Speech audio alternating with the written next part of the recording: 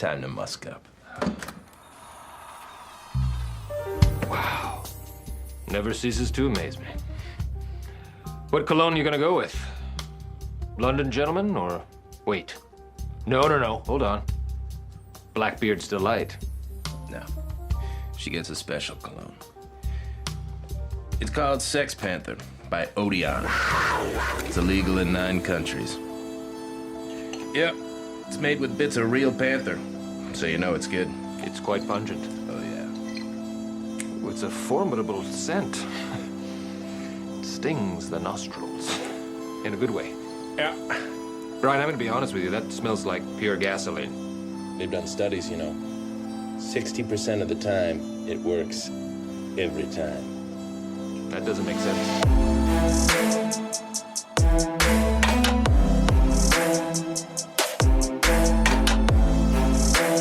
All right, welcome back to another week of Muskies on Tap. I'm your host, Gus Manti, and my brother Max and I just got done wrapping up the PMTT at Lake Vermilion just last weekend. We're really excited to share the good news about that tournament.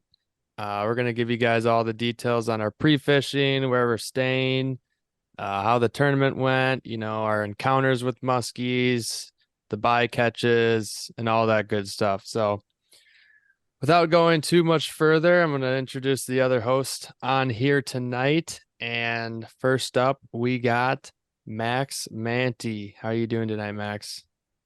Couldn't be more excited to be here tonight with you, Gus, and our favorite friend Brian too. Good to see his shining face.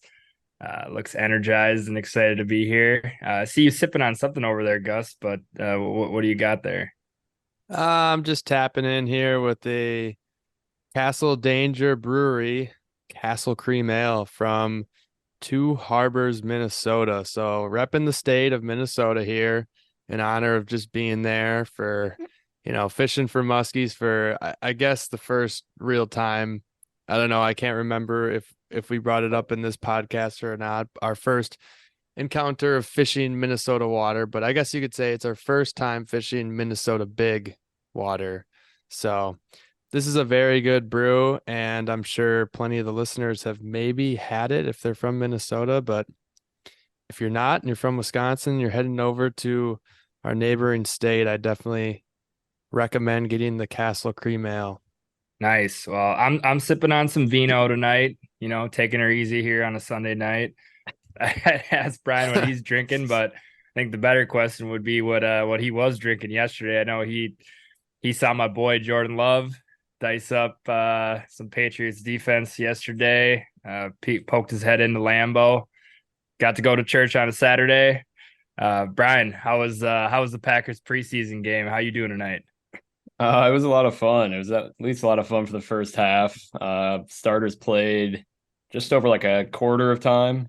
Saw some promising things from Jordan Love. Not too hot on him going in, but he did have a couple nice deep balls that gave me a little bit of faith going into the year. So we'll see. I think like 8 or 9 wins is kind of a good mark for him. I don't know. Tough to say how their defense will be. It seems like every year it's up and down, but yeah, that was a good time. And then, I feel like a broken record today. I once again watched Roy McIlroy come up short, and I texted these guys earlier in the day and said, I feel like I'm living in a simulation. Every Sunday, it's just hungover watching Rory choke it away. So that was my weekend summary. Well, I'm glad you're warming up to Jordan Love, man. I mean, if anyone's got an eye for a deep ball, it's you. Yeah, exactly. Kid really knows how to spin it.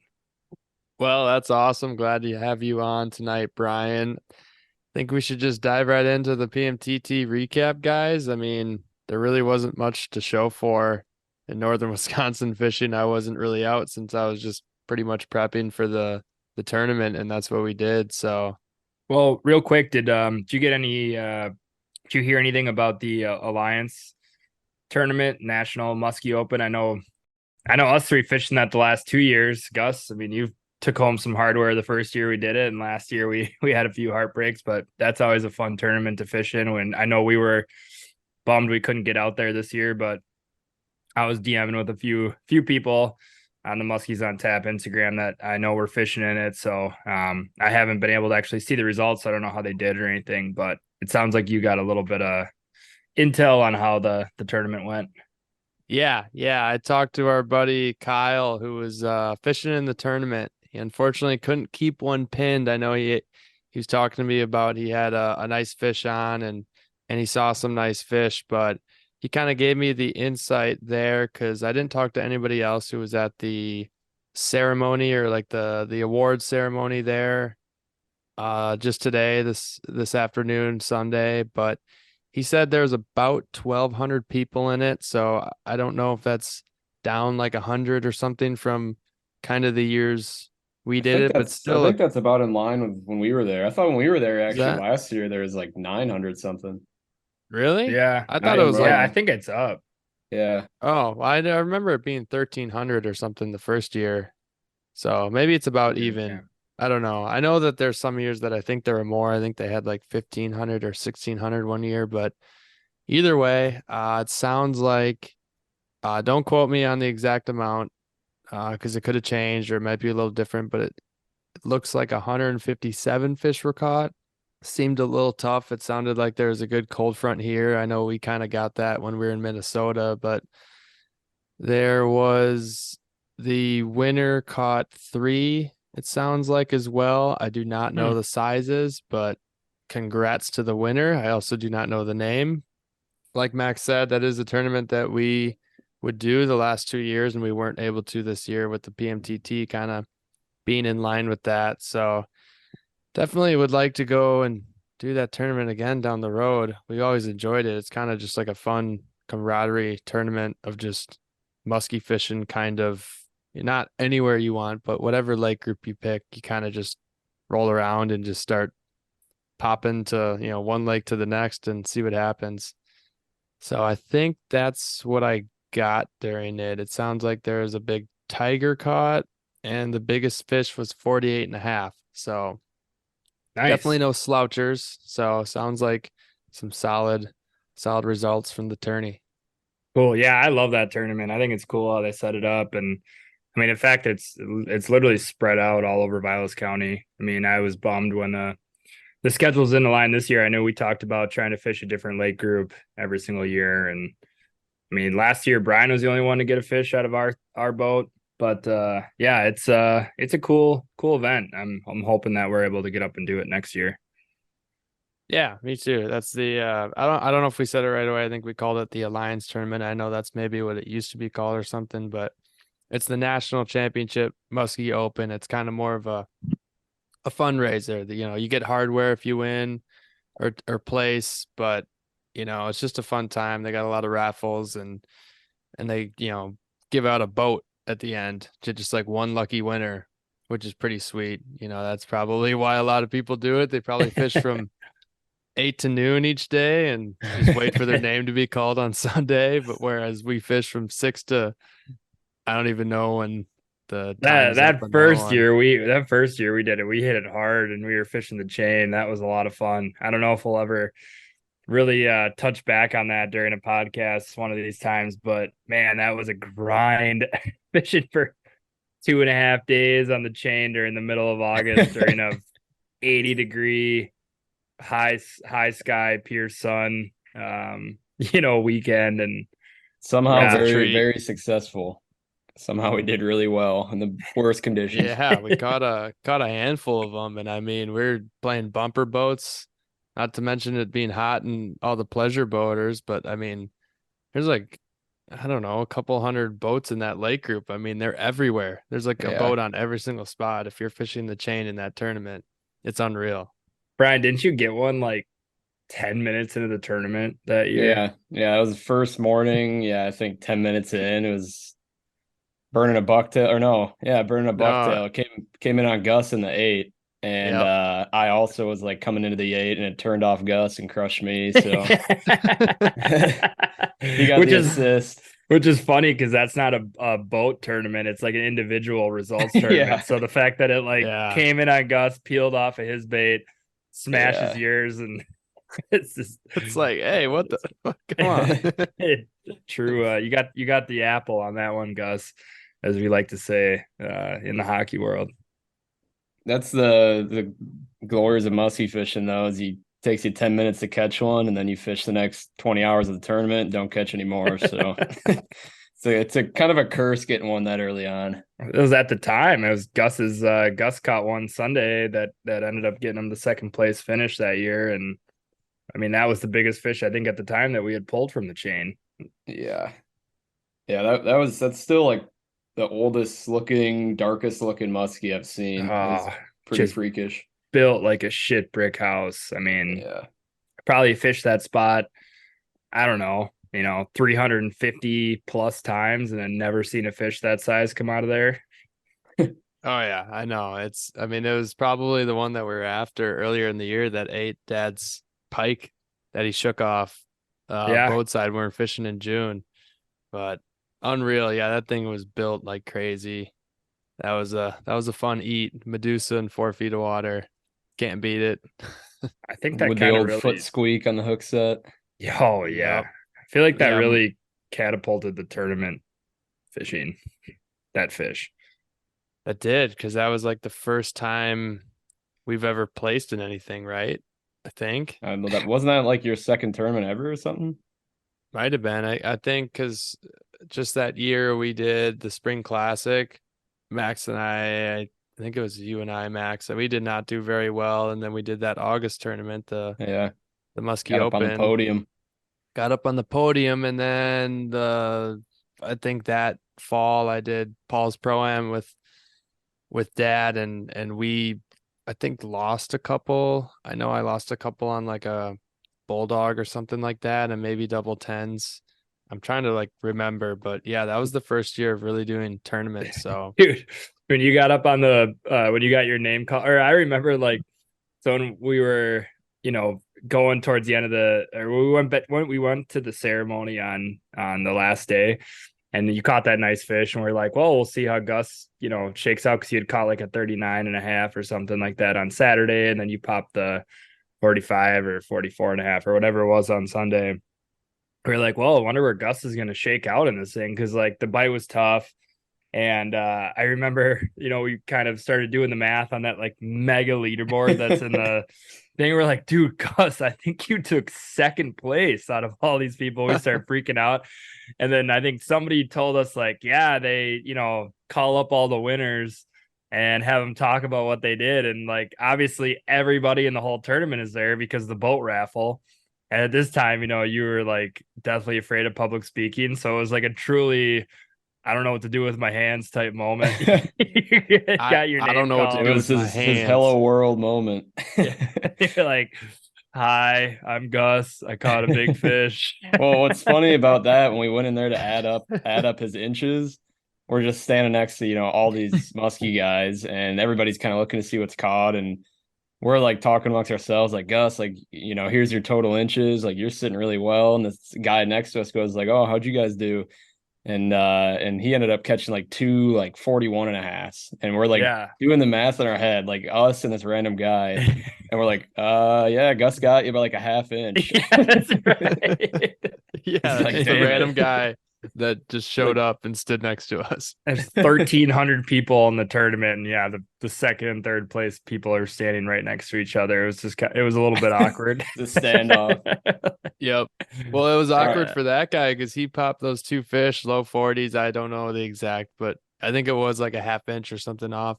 His buddy popped like a 46 in the same boat. So their boat did really well, 2 low 40s and then like a 46 or 46.5 or something. So, that's just the way it is with that tournament. Like you said, it's all individual, but it's just a group fun. I mean, every time you go out there and you look at other boats, there's usually 3 or 4 other people just jammed in a boat muskie fishing. Yeah. Yeah. It's pretty cool. I mean, yeah, we had a lot of fun doing it last year. It was a little bit more of a heartbreak last year. I don't know how many fish we lost, man. but that first morning was like probably, I mean, one of us could have probably won the whole freaking tournament in the first morning, just that bite window that was open, and like it was like miss fish. Yeah, I mean, it was just nuts. Missed pretty much a half a dozen, caught a pike or 2 that were pretty nice, and then I think you and I, Max, both caught one that were like 32 and 33 inches and couldn't register. Yeah. And that was just a heartbreak day. Yeah. And Still I fun. mean, the rest of the weekend, I think we lost more fish as well. So Yeah, I lost that nice one, and you also did, and Brian was the only one that had the stones there to actually get one into the net. Yeah, I was the only one not afraid to hook set. Yeah. easy, kid, easy. Hey man, he only speaks the Uh, truth. He only speaks the truth. we can get back to our regular scheduled programming with the PMTT talk. Nobody expected to get a rundown on the national championship of years past. Yeah. No one Sorry probably about cares. that. That's okay. But yeah, no, it was all fun. Yeah, let's dive in, man. Lake Vermilion. Holy shit. I can't say enough about that lake. I think we were a little bit, I don't want to say hesitant or anything going in. I know we were really excited, but I think just from like the talk of the town about Lake Vermilion is, it was a little bit of a what it used to be kind of a lake. And I know that like there's still huge fish that get kicked out of there, every year and whatnot. But I think, people were a little bit more down on it this year over the past years. I know that it has gotten a little bit better, but I couldn't say enough good things about it. I mean, the way it lays out is so cool to me. I mean, Brian, you would freaking love it, man. It was like, I wouldn't say it had a northern Wisconsin feel to it by any means, but it wasn't like a big open water, clear body of water like you'd kind of think about Minnesota. I mean, it felt kind of like a mix between like a northern Wisconsin and like a Canadian Shield type lake. I mean, it was just so gorgeous, like limited cabins on a lot of the lake, and just a lot of rock, a lot of cliffs, a lot of trees, just like it's just gorgeous. I mean, I loved it. I don't know about you, Gus, but like the second we left, I'm like, when can we get back? I fully agree. I mean, the drive up from Eagle River, I went north and went through the UP, and that's just gorgeous as always. And then kind of cut across northern Wisconsin, which is just typical stuff. Got north of Duluth, and then I'm like, oh, getting through all these iron towns, and it's not really that pretty. And then all of a sudden you get like 5-10 miles from Lake Vermilion, and just like big rocks show up. I'm like, this is like Canada. Like that one time I went up there to walleye fish, many years back, and got on the lake. And I agree, it's absolutely gorgeous there. One thing first that just like overwhelmed us, I think, is the amount of structure out there, because it is not one big bowl. I mean, there's so many sections. People say that like they consider it, divided into 4 or 5 lakes basically, or something like that. But yeah, Yeah. it pretty much had that feel of not being on like a big Minnesota clear body of water, because we got there. Honestly, nobody ever told us like what the clarity was. We put in, and all of a sudden I'm like, well, I can't really see past 2, maybe 3 feet. This It is looked like the Eagle awesome. River chain in June or something. I love this. Yeah, this is Eagle River chain before it becomes chocolate milk, and like this is perfect. It's got like a little tint to it. I mean, just rocks everywhere is So an understatement, but I want to ask, because I know we touched on this with Alex in last week's pod, and then we've asked other people in the past too. How did you guys? I mean, it was overwhelming, obviously, with the size of the lake, but what was your game plan in pre-fishing? Like, how did you kind of narrow it down and decide where to start? And yeah. So basically, we started off with doing as much research as we could on the internet about Lake Vermilion, what people like to throw there, looking up YouTube videos of the people that go there, and just kind of seeing what they use and like what type of structure they're working. And then we got ourselves a lake map. And with that, we could like physically actually circle spots and like look. And in this way, it actually helped us as well during the tournament while we were there, to kind of like not exactly X places, but just like keep circling, and then like be able to dial up a milk run or a game plan during the tournament. But that was kind of like ground zero, to start.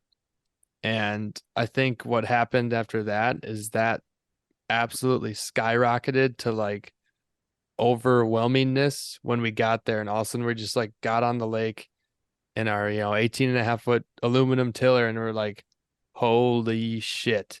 We got a lot of water to the left, a lot of water to the right. And we got 2.5 days and we need to figure out where at least one muskie is sitting. And everything looked good. Everything looked good. Like sensory overload, nuts. like sensory overload for sure. And you know what, it's kind of like opposite of cave run. When I went into cave run, someone told me like, you're gonna mark bait everywhere. Don't trust it. Like just fish, the coves and blah blah blah. Went to Vermilion, and honestly, I could count on almost one hand how many bait balls we saw below the boat. And I was really surprised. I mean, we were even going over some of the deeper basin areas, but we kind of figured out with that. I mean, if you're not marking bait deep at all, it pretty much only leaves one like answer to just fish shallow. And I mean, we love fishing shallow, and we knew that there was a rock bite going on, and I know we tried weeds as well in our pre-fishing, but man, that We'll get into that. we'll get into that. But man, that fishing rocks, we've just gained a lot of confidence in, and it's not. And we also found out it's not exactly necessary to have a lot of wind, although it definitely seemed important. In talking with others and the people that we're staying with, wind was important. But before we get too far into our pre-fishing, we ended up staying at an Airbnb right next to Shamrock Landing, kind of pretty much in central location. I don't know. I think it was near like Black Duck Landing, I think it was called, and like Black Duck Bay. Bay. Fraser Black was Duck Bay. Fraser was on our, if you're looking at the lake from the south, Fraser Bay was on our left, and the rest of the east side of the lake was on our right. Yep. So we figured with that, we were like, we don't need to do a lot of running. We're probably just going to fish the east side. And we kind of went from the far east to Fraser Bay, and that was our area of looking. So we already kind of narrowed it in, which is still probably 30 or 28,000 of the 40,000 acres. So that didn't really narrow it down that much. Yeah. Yeah. I remember getting out there on Tuesday and just like the ride up was such a trip. Like I've been looking forward to this trip. I was probably looking forward to fishing Vermilion, as far as other weekends that we've had planned. Like I had this one circled on the calendar just because it was something so different for us. And also that shot that that you have like a chance to catch a giant fish. Obviously Madison kicked out some beautiful fish over the PMTT, but I think there's one thing Vermilion's known for. It's like big fish and also very heavy big fish. I mean, those fish were freaking tanks that we saw. Yeah, they're just shovel heads wide. You just like we'd get a follow, which we really didn't get that many follows, and you just look down, you're like, how big was that? Because that thing was like a 2x4 on the width, but we don't know the length. Like, was it 46? Was it 49? Was it 52? Like, I don't even know. It's just huge. So I think, starting on Tuesday, it's like we pull up, the energy is high. I mean, I know that the weather, when we're driving in, I'm looking at the trees, they're like turning inside out. I'm like, ooh, man, it's looking a little breezy out there. Don't think I fully could grasp how windy / wavy the lake actually was going to be. And we dropped it on Tuesday, and it was like, I wouldn't say it was, like a bummer by any means, but I mean, we got out there and started realizing pretty quickly, like, we're not going to really be able to fish at all because it was blowing so much.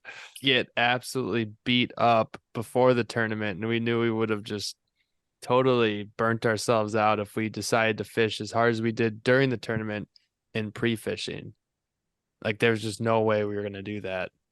So I think going into that first day on Tuesday when we dumped in and seeing the weather and all that wind, I think it was a west wind, which if you look at the map, there's not many places to hide on a west wind, especially if you're fishing the bigger half of Lake Vermilion, which is where we were going.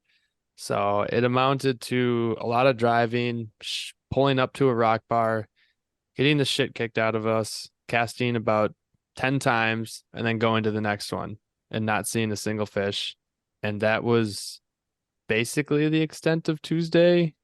Well, I I mean, mean, we went to places on Tuesday that we never even thought about fishing Wednesday, Thursday, Friday, or Saturday. I mean, we ventured up north onto some skinnier water just to get out of the wind and wanted to kind of check it all out. And we were like, well, maybe we can find some active fish up here where we can actually fish. And I mean, that part of the lake was gorgeous. There was minimal cabins up there and minimal boat traffic. And I mean, really, really cool area. And I thought we did end up finding some really good spots that look good. I mean, I'd be curious to know how many boats even went up that way during the tournament because, you know, it's a haul to get up that way from where the takeoffs were. And, you know, we didn't end up really moving any fish. And so Tuesday, you know, it was a little bit of mixed emotions when we got back into the cabin that night because it was like, I don't know. I mean, we just spent some really valuable time pre-fishing and didn't really feel like we did anything to actually advance ourselves to catching a fish on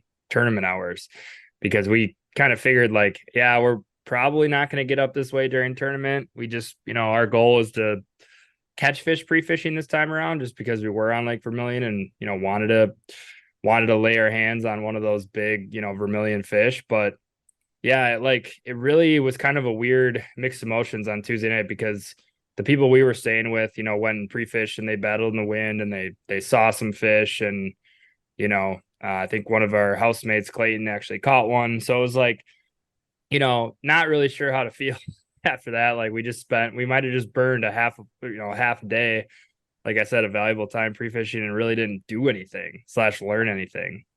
no, I think I kind of agree with that. Like it just felt weird coming in after that day and I didn't really know what to think for the next day because I think we saw the weather was just going to be just as windy on Wednesday and we just had to get out and we are like it started to shift. I think it went to what did it go Northwest to? Wednesday. Northwest. No. Thursday was northwest.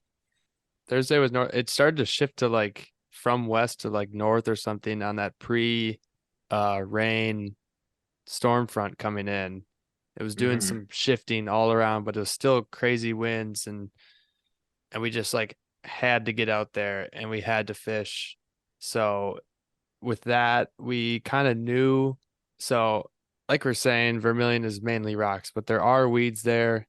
They weren't exactly like super easy to find, and I wouldn't consider them lush compared to some of the northern Wisconsin lakes that we fish. I mean, it seemed like at this time of year, some of them were getting a little gunky, but we figured to give it a try because we're like, yeah, you know, if you fish the weeds for a little while and you see some fish, like it means there's probably a good amount of them in there. And if you don't, you just kind of put an X on it. So that day we picked up our dad who was staying with our mother for a few days just to kind of hang out and see the lake and we hung out with them on, you know, with our dad on the boat on Wednesday and we had dinner with them that night while it was, you know, torrential downpour basically from that storm. And we decided to fish weeds and we did find some good cabbage and I know we did a few passes and finally Wednesday morning was like our first encounter of like the first Minnesota fish we've seen.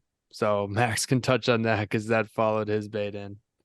Yeah, I mean, it's pretty crazy. Like when you say that was the first Minnesota fish we've seen, that's 100% accurate. Because as you touched on in our intro, you know, we tried to fish in the Metro 2 Novembers ago with Brian when he was living over here, and you know, you drove down and we didn't see a single thing. So Tuesday we go, we blank, we don't see a single thing. Not that we fish very much, and then you know, Wednesday morning we finally get on and we're actually making casts and fishing for more than what felt like 30 seconds in a spot and do a few passes reeling in this bucktail that Gus made. And next thing I know, this freaking just absolute giant just comes out of nowhere and like turns up quick on this bucktail I was throwing and like shows its face. And like I was kind of joking with the people we were staying with later that night. I was like, dude, these fish, like these heads are just so massive. Their eyes are like human like. I mean, I swear that fish just looked up at me with his left eye and was like,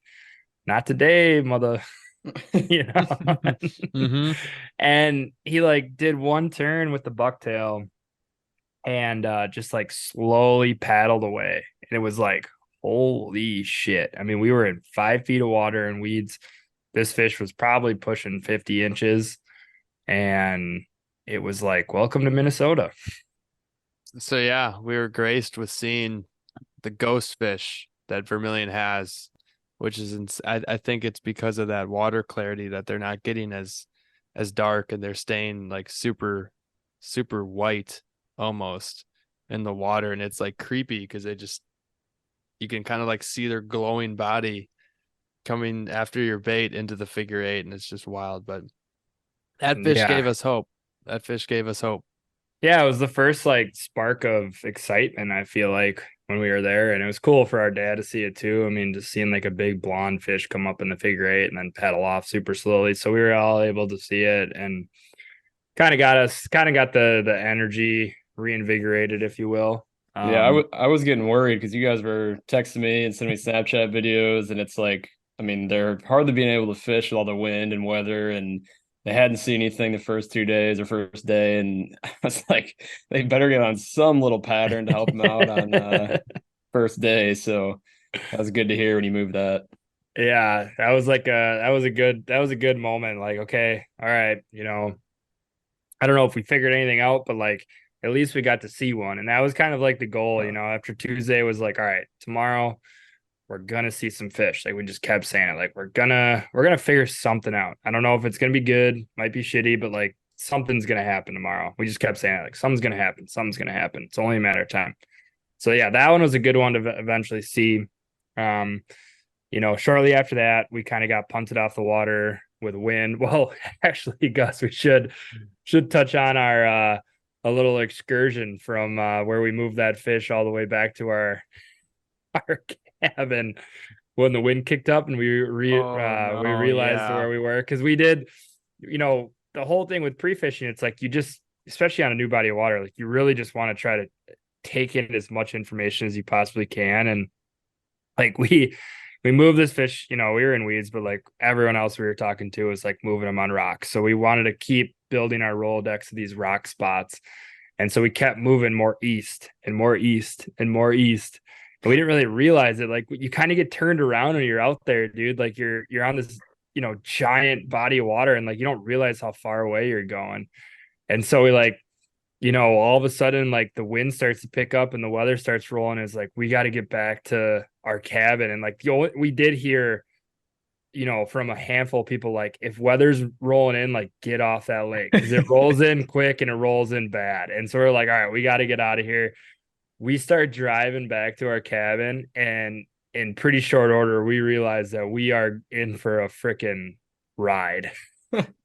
Yeah. We won't put any names on like where we were, but let's just say we had to go from basically far east, crossed Big Bay, and had to go through what on the map showed, which we talked about a whole bunch with the guys that we're staying with. I know Jeremy Barber was just harping on this. He's like, I've never seen on a map literally say high wind area. And he's like, that is like spot on. Because when we got to that high wind area, which if people don't have like the map for Lake Vermilion, it's basically as you're coming out of Big Bay, going kind of up the I think Birch Point into like Daisy Bay, between there and like Comet Island is called high wind area.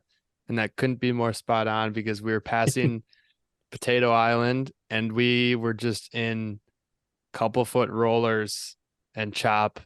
Dude, And it looked like all three of us just got out of a freaking shower. Like we were soaked. yeah, so we started going and I'm like, oh, it's rough, and started to get a little bit, a little wet. And I was just wearing, I don't know, my jacket and no bibs.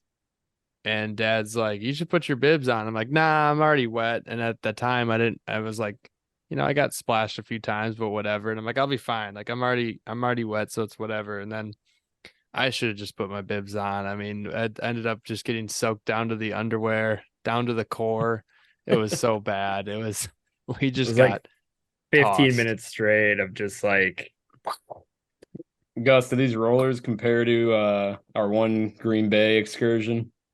Not as bad as that. Those were the frequency was way lower. So we were going like way up and then way down on Green Bay.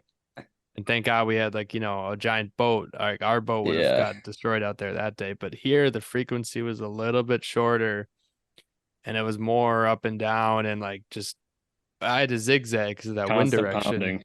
wasn't perfect to like go from where we were up to like get back to Shamrock Landing. Like I had to go south and west a little bit, and then I go back north, west a little bit, and then south, west a little bit, and then cut back north, west a little bit. And it was just, I don't know, I just staring at the whole lake. Like, have we even moved? Have we gotten even anywhere closer to where we need to be? I just kept looking at like Birch Point, being like, please get us there eventually, and then it'll get better because it was, yeah, it got gnarly out there for a second. And I knew we were kind of in a bad spot when, like, throughout the morning, like we're driving through Big Bay and like there's probably, 20, 30, whatever, walleye boats and other musky fishermen out there. And then, like, the storm's rolling in, we're driving through Big Bay and I'm looking around and there is not a soul that I can see out there. Like we're the only boat at this point in time out on Big Bay. And I'm like, well, we're the idiots because everyone else obviously knew that like when that wind started to kick up, it was time to get the hell out of there. And we were kind of tucked back on the east side, not realizing what was going out on the main lake. And yeah, it it was a fun drive back. So that was a little bit of a welcome to Vermilion moment for sure. So was that at the end of the day? Was that like your last time on the water before the tournament started then? Oh no. That was No. just like mid-morning on Wednesday. Tournament didn't start till Okay. Friday. Yeah, that was just like mid-morning. When we just fished for a few hours Wednesday morning, and we knew there was this storm rolling in. So we're like, let's get up super early Wednesday, and we got out there really early and fish for a few hours Wednesday morning, and then we figured we would just break for when that storm hit. And we actually got back to the cabin and we kind of regrouped, we dried off, we did a change of clothes, and like we looked at the radar, we're like, well, there's no thunder and lightning coming, it's just like heavy rain. We're like, do you want to just like slip out for an hour or two and fish in some downpour and go hit some spots Get close wet to the again? cabin? And we're like, yeah, sure, why not? Like we'll do why it. not? So yeah, we slipped out for a few hours and fished some spots close to home. And that was like the first time we fished like super hard. Like we didn't even really map anything out. We're like, let's just go catch a fish, man. We got pre-storm. Wednesday was new moon. We had a major. So we're like, let's just go do it. Like, screw it. We'll go tuck away and like just go fish. And that was like zero tournament prep type fishing. We just picked a spot on the map. We're like, this is going to be a little bit out of the wind. Let's just go make it happen. Go out there for like 2 hours, didn't see a freaking thing, didn't move a fish. Yep. New moon, pre-storm. Like if you could have, Brian, like if you could have told me what are your ideal musky fishing conditions to fish in, it was like on and off rain, low clouds, humid, pre-storm during the major on new moon. Money. Moon overhead for 2 hours. Nothing. Didn't even see a sign of life. No, that was Yeah, that was a little I'd have been tough. very confused if I were in your shoes. Oh yeah, You don't catch one during that. Yeah, a little bit of a kick in the nuts for sure. because I mean, everyone's saying rocks or fish these reefs, fish this, just go where the buoys are, and that's all fine and dandy when it comes to the tournament. But I mean, like we're just, we had that one fish move, but we're just kind of like looking for fish to go back on because it's way better to fish a spot with confidence if you like know for a fact there's a fish there rather than I think there's a fish there. And that's kind of what we had to turn into later into the actual tournament because the wind still was just god awful. The only time it laid down was actually post storm, which when we got out, I think we were able to move another one Wednesday night. Or wait, whoa. No, Max, hold on. We're missing a moved fish. Wednesday morning before we picked up Dad, I moved one on double tens. So we did have two raised on Wednesday morning. So the spirits were a little bit better It was one moved in weeds, one moved on rocks. We're like, okay, we kind of are figuring out where they're sitting on these spots, and it's making a little bit more sense. Post storm, the wind laid down, and it was like the first time that we could actually fish some of the spots that we had X to fish on the map. So we picked our dad back up Wednesday night and got back out there. And, that was, I think, when we started to actually gain a little bit of confidence. I know Gus, like we'll touch on this later on how key this was, but I think it was like our second or third spot of the night. I was throwing a bucktail, and about 10 feet out from the boat, the blades on your custom bucktail, which there's a reason why those blades kept dying. It was because this thing was insane. I mean, it just was so clunky and awesome, and just like it was two freaking garbage can lids knocking against each other when it was in the water. It made so much noise, it was insane. But it did die out every once in a while, and I'm reeling it in, and blades die, and as they die, Gus goes, I think you just had a fish follow you. I just saw a flash. So we're like, okay, well, we threw a waypoint down, and we'll touch on why that was pretty lucky later. But that was like another, nice little, okay, we're building the Rolodex. And that Wednesday night too, kept hitting it hard. We fished a few more different spots we were not able to fish during Tuesday and Wednesday morning when the wind kicked up, and moved another nice fish on blades off of rocks. And that one was like the first one that actually came in and followed around the figure eight for a few times. Gus, I know you got to see it. And that's when we're like, okay, hey, we're building something here. We went from 0 fish on Tuesday really to a few follows on Wednesday morning to a fish that actually came into the 8 Wednesday night. Yeah, I agree. That helped a ton. I mean, that's where we're like, okay, these spots actually don't suck. And there's actually fish that sit on super shallow rocks and on these little inside cuts and in these chunk rock and boulders and hide behind stuff. And it's just started to make a little bit more sense. And it was, nice to see fish. I wouldn't like, going into that tournament, just being like, hey, we got nothing to go on. We fished all these spots, never saw a fish. Do we fish them again? That was always the question. It's like, we just fished through a spot, didn't see a thing. It's like, did we like it? Did that like actually look good? I know there's a few spots where we're like, eh. And then a few spots where we're like, it's got to have a muskie. Like, it just has to. They have to be there. And I know there's one that we kept saying the whole weekend and we still never saw a fish on, which is a huge bummer. But shark fin, hoo ha ha. Shark fin, ooh ha ha. How much of your pre-fishing for this tournament, like, in Madison, you guys like just blatantly pull the baits out of fish's mouth to try and save them for the tournament? Were you guys kind of more in like the mindset that, it's a treat to be up at Vermilion and you're just going to try and catch whatever fish you can catch, even if it's some pre-fishing, or how'd you handle that? Yeah, dude, I had the rod in hand that whole week. I was ready to just absolutely yam a fish the first thing that hit my bait, and I didn't even get touched in the pre-fishing.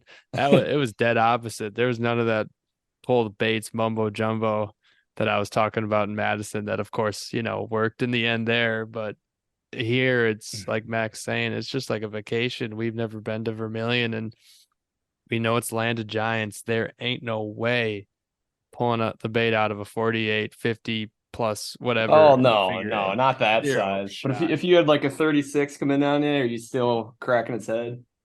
I think so, honestly. Yes. There was never caught a leecher. 5,000 spots to fish. It felt like it felt like they were reloading spots. It didn't matter. Like, catch a fish, build the confidence. And also I do want to, I mean, for anyone who's very confused about shark fin hoo ha ha, that was a spot that we found that we just like loved so much. It had this rock that stuck up on this reef that looked like a shark fin. So every time we'd fish it, we'd come in and just start yelling shark fin hoo ha. We're like, there is like for 7 sure times. Yeah, like there's for sure a giant here. We fished in the tournament so many times, and like literally, I think it was just because the rock looked like a shark fin. There was no other reason. Seriously, we did it looked good. It had so many inside turns. There were loons on it diving and picking up bait on top of it. Like it it still baffles me we didn't at least pull one off of it to see it in the Yeah. 8, which is crazy. Yeah, if we You go know, back I to Vermilion, we're fishing that spot another 7 times until I catch a fish off. I mean, it's like yeah, it's I mean, the wind was pounding on it all week. It's like this 300-yard finger rock reef that's like a finger off of the mainland. Like, I mean, surrounded by like nice deep water. I mean, it just like everything about it looked so good. But yeah, like Gus said, just never saw any signs of life on it besides the loons just nope, paddling nothing. around on it. But I think that kind of ends Wednesday. I don't think we decided to want to go out night fishing at all because we heard like if you move fish, just go fish at night and you'll most likely catch them or at least run into a fish that'll actually want to eat. And I don't know if we were just like beat up that night or there was like mosquitoes or if it was still windy. you got to do I the feel like pod. it was still windy, right? You got to do the pod too. We were tired. Oh yeah, we were exhausted. I still had to edit the podcast to go out Thursday morning. That's right, with Alex McLean interview, and yeah, that put a damper on things. I just couldn't get it edited in time before the trip, so that was a bummer. But nonetheless, being out in Vermilion with no moon, and it was still windy that night. I remember would have been slightly sketchy running the boat. I would have to think we probably would have ran into a rock or two potentially if I'd like stopped paying attention for like 30 seconds. But Yeah, they came out of nowhere on you. oh yeah, that trolling motor took a little bit of a beating. Good thing, the lower unit, nothing happened to it. Didn't touch a thing, but the trolling motor had to be pulled out of the water a few times, running up onto some spots, getting unsnagged. We found that out pretty quickly. It's like we're getting snagged and getting frustrated. And then we talk to other people and they're like, oh yeah, I get snagged all the time. Like, that's just like what you do here. You just cast that shallow or you get snagged all the time. Yeah, It's perfectly Brian, normal. you would have freaked out, man. We were literally throwing up into like 3 inches of water most of the time. That's a very smart decision. That's where they're at. Like literally we were like looking at rocks and being like fish would sit there and you'd try to like I mean it was like flipping bass baits and trying to pinpoint your cast and make like Yeah. really good accurate casts. And I think that was probably the biggest frustrating point with the wind was like it was just so hard. I mean, Gus did a really good job at keeping the boat in good position, but it was so hard for 2 guys to make more than like 5, 6, 7 casts in a row into good spots because it was just so windy. I mean, we were getting the shit kicked out of us anytime we tried to fish a spot that we wanted to. So I got a question for you guys. Listening to you describe this lake and how like everywhere you look looks like a money spot. Would you say it's because for me when I hear you say that I think of Chippewa flowage, and would you say it's like that on steroids? I mean, it's obviously what, twice the size? I think it's around the same, honestly. Oh, are they?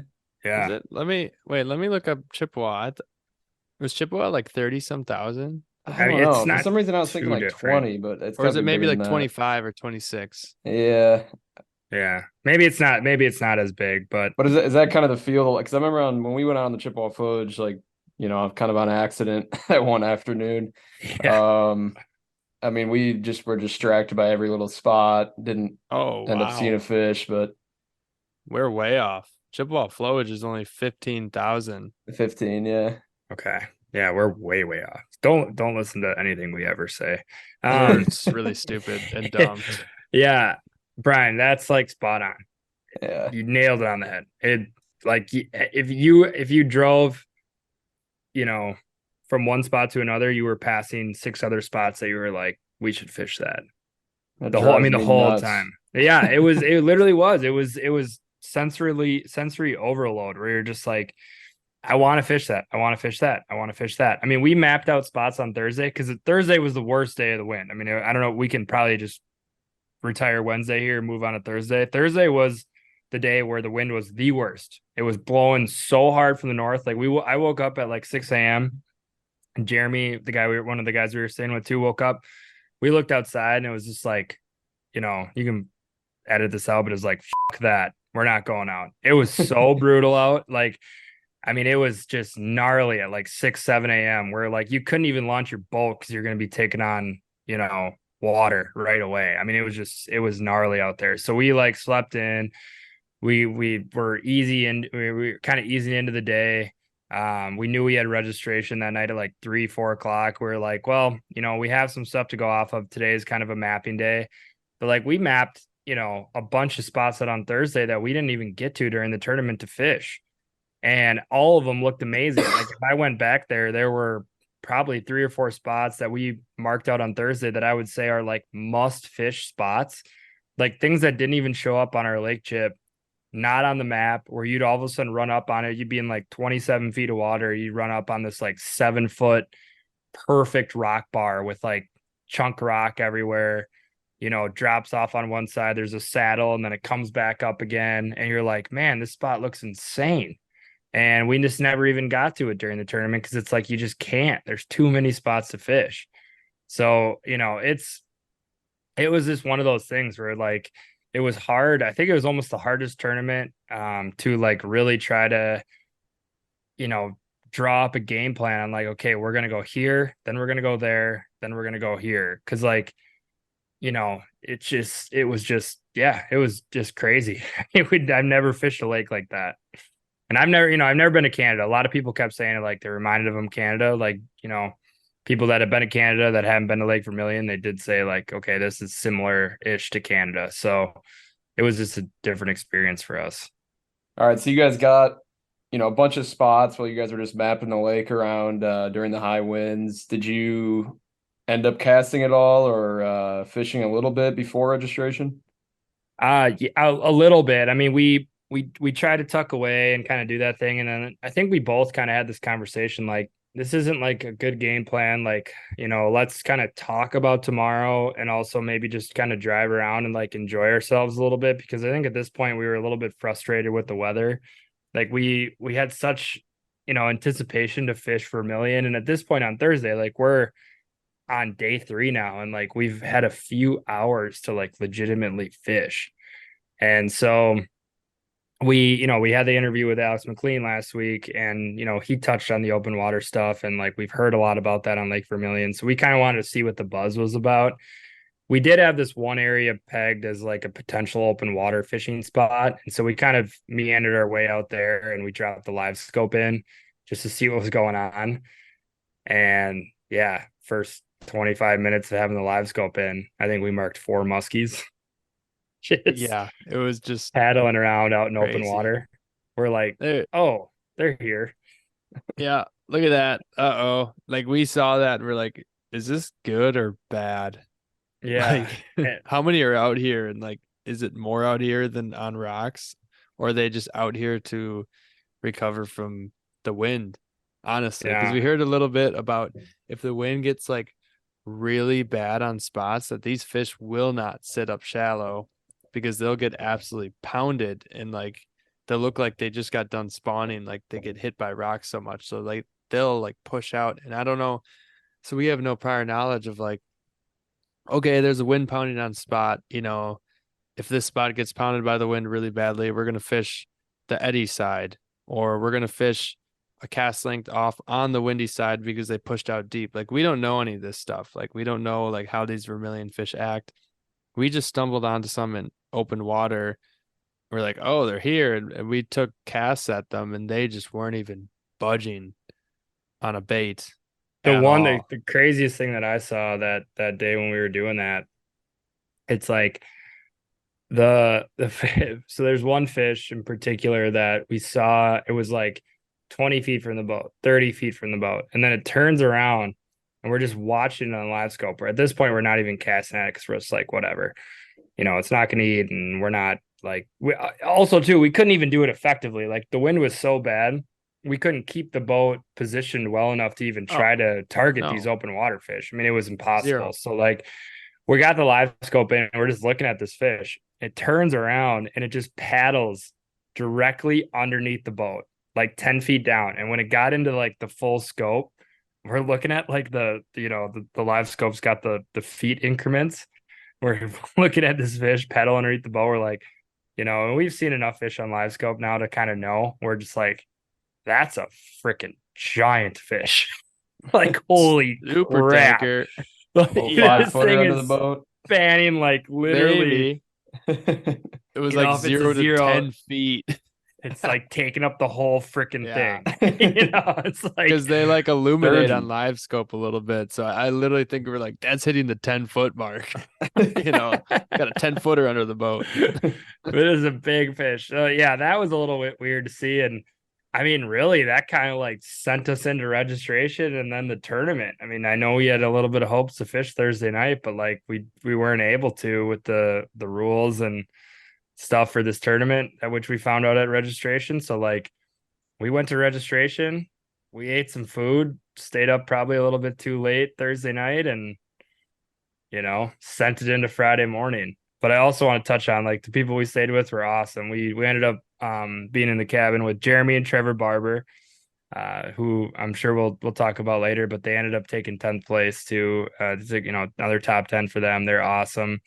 We stayed with Clayton Spiess and Nick Ambrose, who are great. And then Nicole Lynn Outdoors, who, if you don't follow her, toss her a follow. She was awesome. And Amanda, too, from Chippewa Flowage. So we had a great crew staying with us for the tournament. And that was also super helpful to kind of talk about what they were doing. And, obviously everyone was being respectful of what they were doing, but at the same time, like we were definitely, chopping it up about how everyone's day was, at the end of each day. So that was great. I think that added a really fun element to the whole week.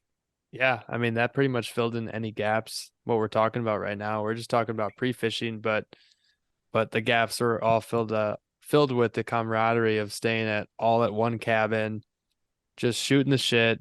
Like Max said, we're not giving up spots, but we're just kind of like talking about how the day went, talking about what we're doing, kind of, just having everybody feel ready. Cause like we're all good friends. So like none of us want the other person to like go down and like, it is a tournament, but it's like we want everyone to succeed as much as the other person does. So, and I think that just makes it all the more fun. And so Max and I dial up a game plan for Friday morning because this tournament's a Saturday tournament because of Minnesota regulations with tournaments. You can't have back-to-back weekend days.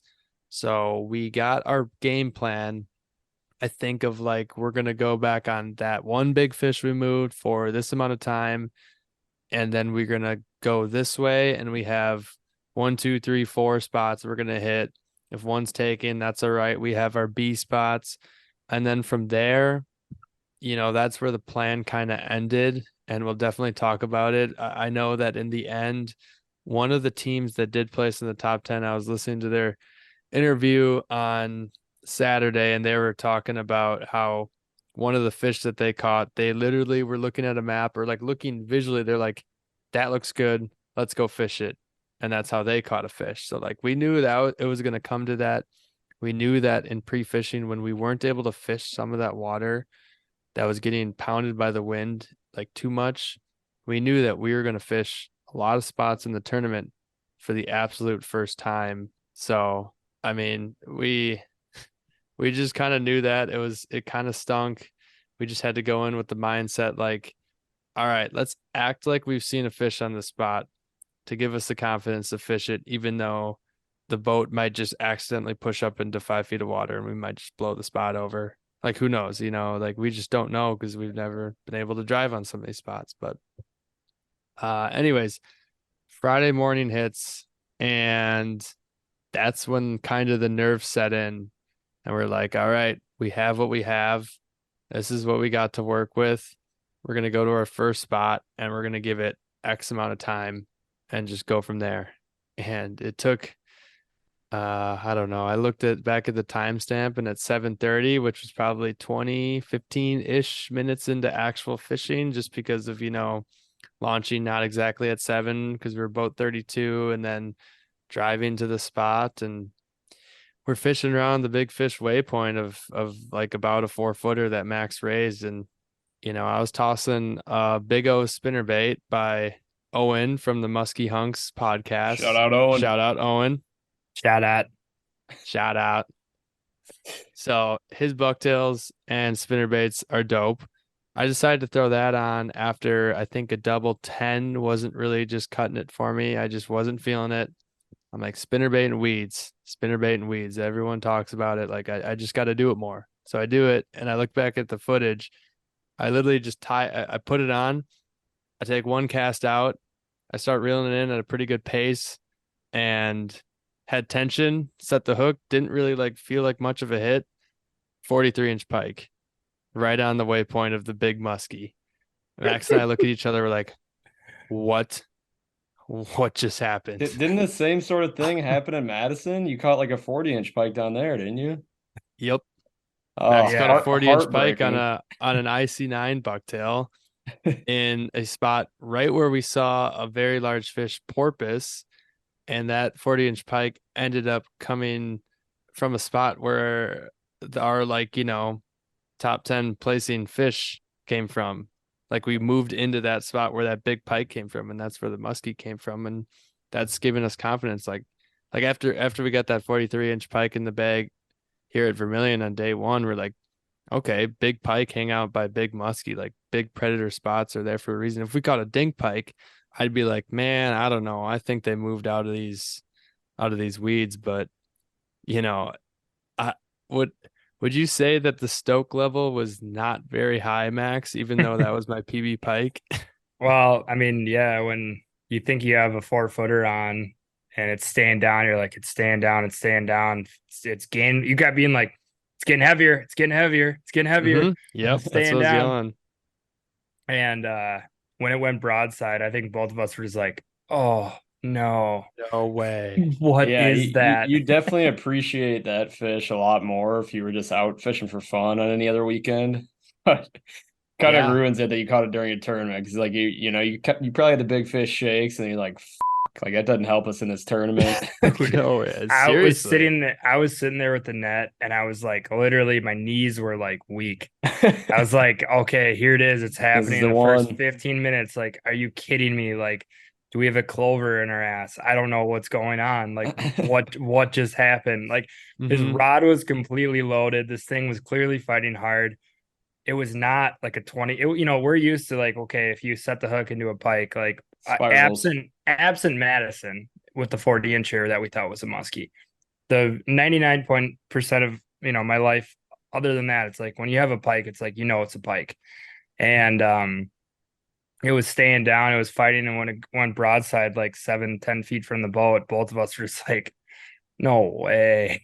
This is a As I like giant my heart pike. sank, and I was almost like just like dropped the rod, like You're just like, whatever. no. And then all of a sudden I realized I'm like, that's a huge pike. Like let's Like, just let's get in net the it. net. Let's get Let's in the net it. net. Let's net it. Let's net it. You know, we gotta get the first fish on the big O spinnerbait. It felt right, because I've been trying them out, and I think I used them a little bit pre-fishing, but that was the first fish for us to hit the bag. I mean, in pre-fishing, we didn't even catch a pike, and we heard that there's a decent bit out there, and there's some big ones, and we found that out firsthand. But that was the first fish we actually finally landed at Lake Vermilion. And of course, Yeah. pike during tournament hours, trophy, PB pike. And I didn't really know what to think. I think we stuck in that area a little bit longer because right away when it hit the bag, I'm like, big pike will stay by big muskie. It's just a big predator spot. But it didn't turn out very well, and we just decided to kind of cut our time short there and peace out to the next spot and go hit a little bit more of a milk run rock bar rock spots that we had mapped out. And so really like after that, like that happens, and then we're fishing Friday morning, and like whatever could go wrong kind of started to go wrong.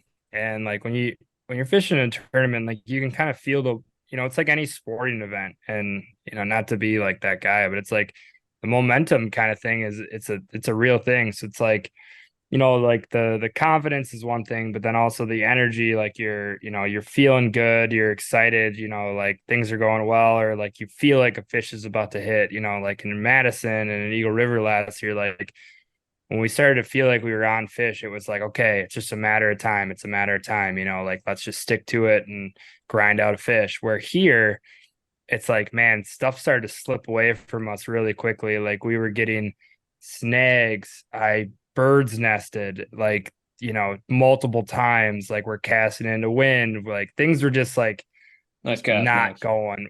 Yeah, nice cast, Max. Like things were Yeah. not going well, man. Like we'd get up onto a spot, we'd be like, there's a fish sitting right there. Gus would take a cast, two cranks in, snag. We'd run Snag. up on Oh the yeah. spot and be like, well, shit, we just blew up this spot. And so, like, just like I could kind of feel like Gus getting frustrated. We really weren't talking to each other a whole lot. Like it was pretty quiet that morning after the pike.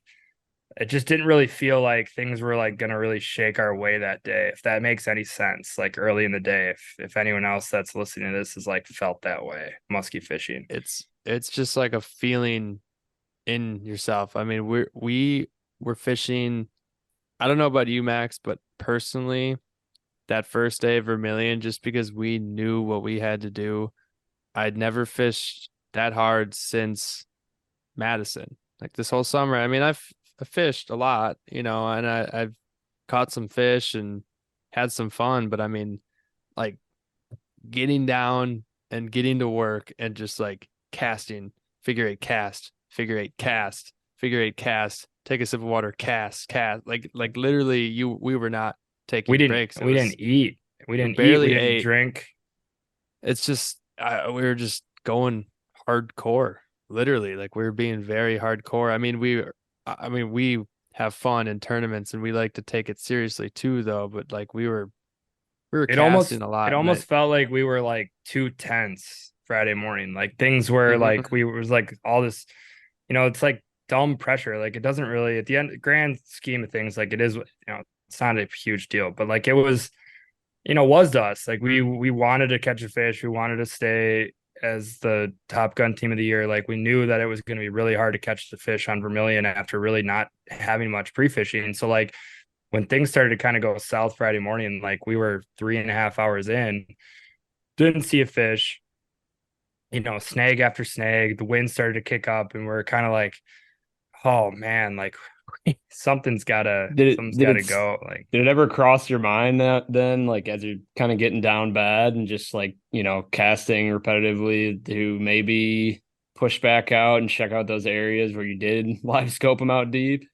That's still honestly never crossed our mind. It never crossed my mind actually until Saturday when we were like kind of searching for a fish to take, hopefully higher in the leaderboard or something when we were like struggling on Saturday. But on Friday when, Max is hitting it spot on, we were just not exactly in a good place. And I think the spot before we went to go where Max ultimately caught his fish, we were out of the wind and we fished a few spots in the wind and it was picking up.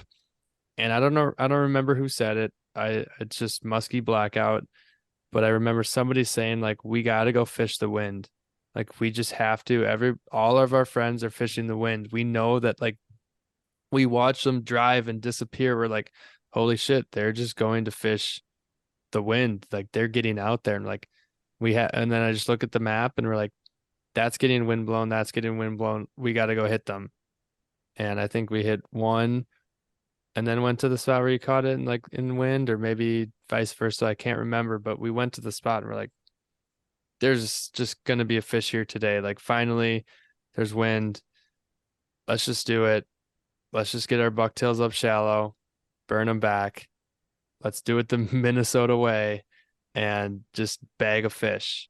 And it yeah, still was in that realm of everything going wrong because we ended up just fishing down this like, shoreline of gravel and rock or sand. And honestly, I didn't exactly know. I just kind of was looking at it was smaller rock, I guess I could say. And this boat, like the big dock boats that are really long, just comes plowing in. We're like, no, there's no, is he? No, he's not Oh, he is. Yeah, he's going right in front of us. I mean, we're fishing down, and he's like, we see him eyeball this dock, and we're like, that dock's one dock in front of us. Like, he's gonna go there right now, and instead of waiting maybe 45 seconds to go behind us, he just cut us off like a cast length in front of us, doing the old party wave,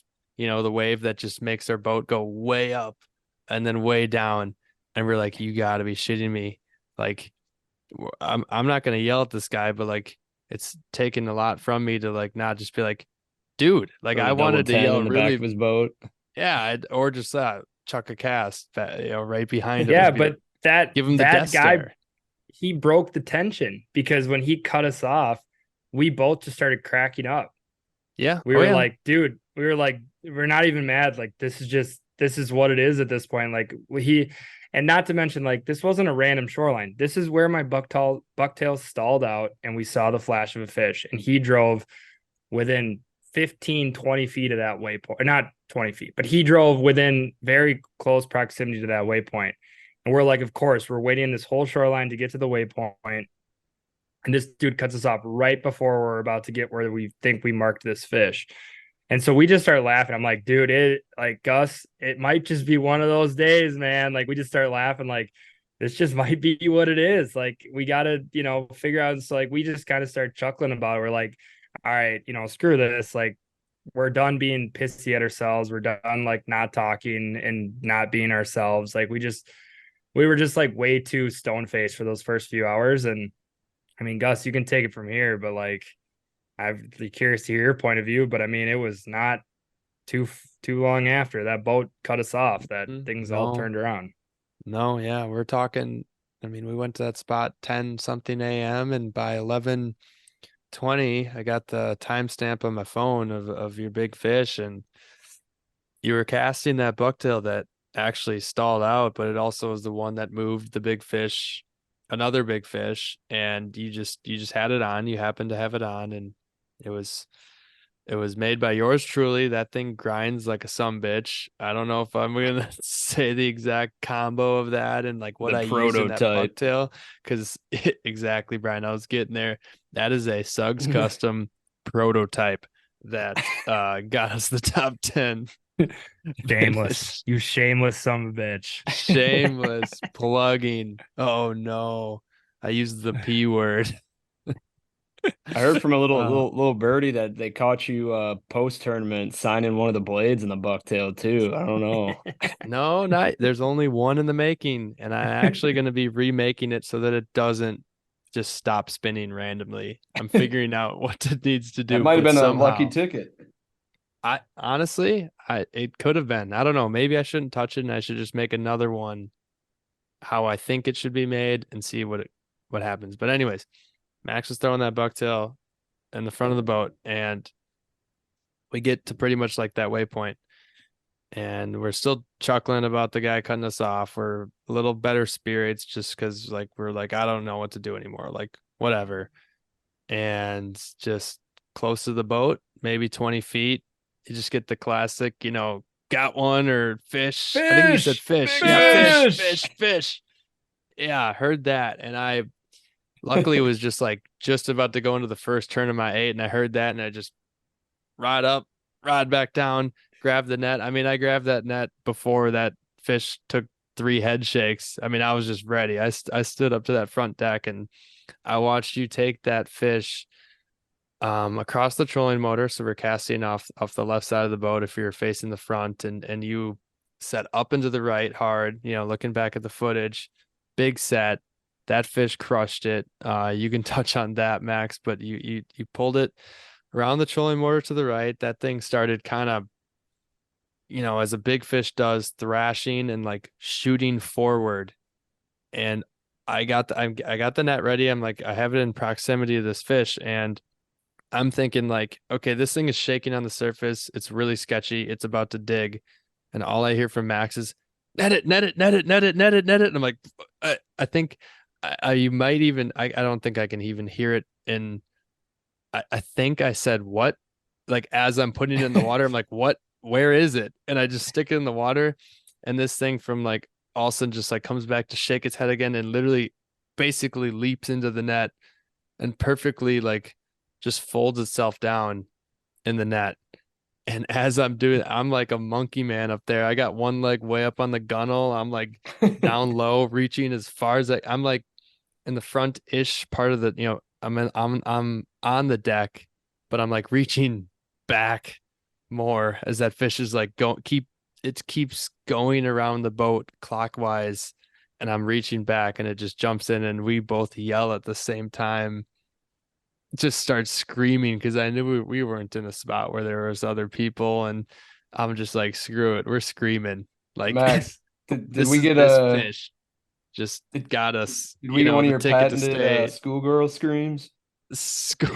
I'd have to look back at the footage, but I know I yelled pretty freaking loud. Like dude, the adrenaline was second to none. I mean, that fish crushed me so goddamn hard. I told Gus, I'm like, I'm scared for that to happen again. Like it caught me off guard. I mean, I got a video of the footage last night, and like it was kind of what I remembered. I mean, I looked down to my left, and I think I was talking to Gus. I looked down to my left, and as I looked down to my left, all of a sudden I just feel like almost my entire rod like jolt out of my hand.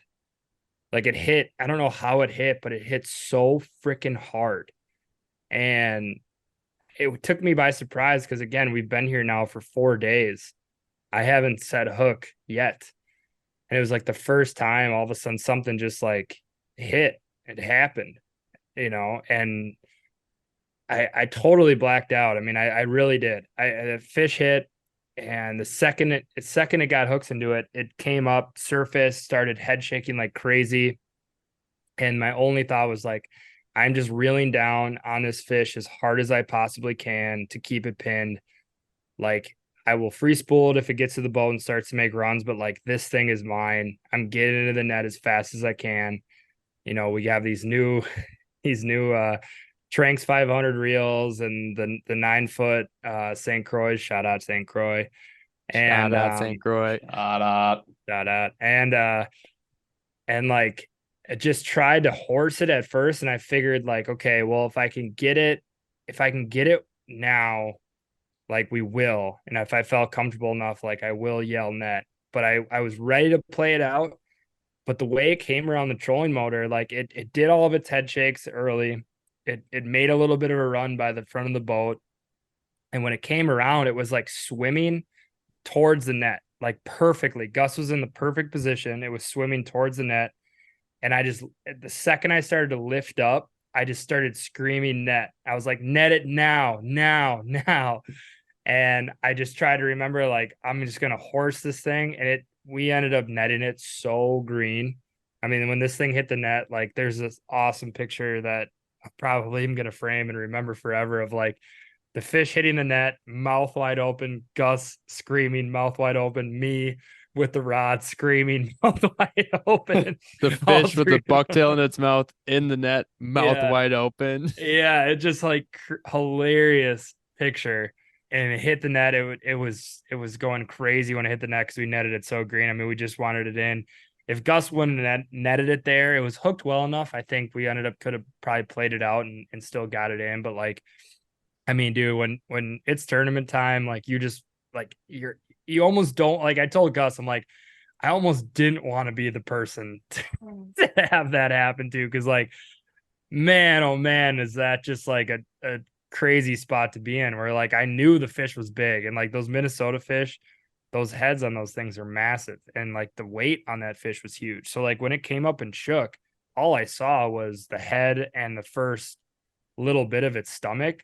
Like, I mean, I don't know what I was thinking, but I knew it was the biggest fish. I knew it was just like a massive fish. I mean, obviously it wasn't one of those like Vermilion 54 55s, but like at the time I didn't know if it was or if it wasn't. I had no clue. I knew it was. Do you think in these PMTTs, do you think you feel more pressure, having a fish on the end of your line as opposed to being the net man? Or like which one makes you a little bit more unsettled when it's all going down? That's a great question because like it's Gus's career doing the guiding thing, and I know like the PMTT, like obviously it means a lot to me and everything, and I really enjoy all this, but like you know, I have a job Monday through Friday, and like the PMTT and doing well, it's like that helps out Gus a lot more than it helps out me working in commercial real estate. Like I go to work on Monday and no one gives a shit whether I caught a fish or I didn't, you know? And so like it's more personal for me, but it like, yeah, it is a lot of pressure, you know, in a good way. Like it's not a bad thing, but it is a lot of pressure. Like when I'm the one that finally has that big fish on the end of my line, and I didn't process it at the time, but after the fact, like that was a big deal for this whole, you know, season long standings and everything like that. Like it was a big fish, not, you know, also in size, but in like status of just getting one to go in the PMTT at Lake Vermilion, and it being, you know, this, I mean, it just, yeah, it was like, if I felt it, like I told Gus, like when that fish hit, my heart literally jumped up into my throat. Cause I was like, man, it just happened. Like it did. Like it's happening right now. And I need to figure out a way to get this thing in the net. And so, yeah, it was, you know, it was a shit show of a process like normal. And I was just happy it all worked out. I mean, there's a million different ways that thing could have gone wrong. And I think at the end of the day, like when you're fishing in tournaments, stuff can go bad. And, you know, people that are there, everyone you talk to saw and caught or hooked, you know, big fish like at one point in time during the tournament. So it's just, you know, there's a lot of element of luck on that front. Like, you know, when a big fish hits, it's not every time, as we'll talk about later, that thing gets into the net. And so pretty special moment. I mean, really cool catching a 4-footer plus in a PMTT. And yeah, just definitely a moment I will not forget for sure. Yeah, man. There's not that many people that can say that, and you've been in just a handful already. So that was incredible. That fish was beautiful. That was a first leech laker. I mean, I think I don't know. Just Vermilion's got leechers, right? Is that like the thing? I mean, I I think would we're assume talking so, about. yeah. Yeah, we didn't exactly know, but you know, correct us if we're wrong. But a first leecher, first Minnesota strain fish to ever grace our net, and it happened at just the right moment when everything was going wrong. It might have been luck. I don't know. Like, was it the fact that the blade stopped spinning by the grace of God during pre-fishing, and so that fish turned away? I mean, when I saw that flash and boil, I'm like, that fish was hot. Like it could have come into the 8 and you could have caught it pre-fishing. Would have been awesome. We would have been like, hell yeah, dude, that's freaking awesome fish. Like we're on a pattern, and we wouldn't have caught it during the tournament. Right. I know. I think back on that, and it's like everyone that fishes the PMTT is so good that like there is an element of luck. And I think you got to recognize that it's like, yes, we're doing good things and we're fishing really hard, but at the end of the day, like it's musky fishing, and there is a huge part of luck that goes into it, especially when you're fishing in a tournament and you're limited by tournament hours and other anglers out on that water that are trying to fish really good spots. Everyone has spots that aren't on the map. You know, you go to your first spot, like we went to the first spot on Friday morning thinking that we were going to be the only boat in the tournament that fished weeds. Guess what? 2 other boats rolled in there. You know, those are Mm-hmm. things you just can't Yep. plan for. Like there's a chance that those 2 other boats that morning probably moved that same fish I did. You know, so it's just like there is a total element of luck that we definitely have to recognize. I mean, yeah, we're fishing really hard, but so is everyone else. And like, you know, we stayed with people that hooked and lost giant fish. I mean, Clayton on Friday. You know, if you're listening to this, I sorry to bring it up and whatever, but like they were on fish. I mean, they could have won that tournament. Yep. You know, had things gone differently. They hooked 3 fish on Friday and saw a handful of others. You know, we didn't. We were barely we seeing anything. We were getting like no feedback I basically mean, the besides whole. until the end of Friday when we moved a bunch of fish, like up until that point, that was the only fish we saw, and we got one bite and we caught it. And there's absolutely an element of luck to that. I mean, we netted that fish. Mhm. If we were fishing for fun, no chance in hell we're netting that fish when we did. Nope, zero You know, chance. That fish hit 20 feet out. You wrapped around the trolling motor. It went 9 feet and it was in the net. That fish swam a total of like 30 to 35 feet and it was in the net. Couple seconds, 10 yeah. I mean, second I'm fight. not even I I'm don't not know. even calling for the net on a normal day of fishing. You No, know, you're ready to, load the rod and free spool and enjoy the fight. Not that you didn't enjoy that fight. You probably don't even remember it, but I don't. Yeah, no. I I mean, couldn't even remember where we netted it. you kept asking that. I'm like, wait, seriously? The net is on this side of the boat, so that would mean we netted it on this side of the boat. It's like I thought, It's like, yeah, wait a second. You are loopy. yeah. But I was. It was cool, man. It was cool. it was a special moment. That picture is gonna be the Instagram post of this podcast, our poster board of that fish hitting the bag, fish mouth open, my mouth open, Mac's mouth open, everyone's screaming. I mean, the fish is more pissed than we are, obviously. We're not pissed at all, but that fish is like, damn it, I got fooled by a freaking bucktail again. Yeah. Are you kidding me? God, these Not one things just that I dealt one kunk that kunk looked kunk like kunk kunk. that. The Yeah. ones that just go kunk kunk. Yeah, that thing is nuts. But yeah, I think I'll just quick touch on what you were talking about before about like I think Brian asked the question, who feels more pressure, the net man or the guy with the fish on the end of the line? And after doing some of these tournaments, I think honestly, I think it's just still always got to be the person with the fish on. I mean, if something I, goes wrong, obviously like the net man's gonna feel very guilty or like the person, but like you're holding the chance, like you're moving that fish where you need it to go or where you shouldn't take it to go.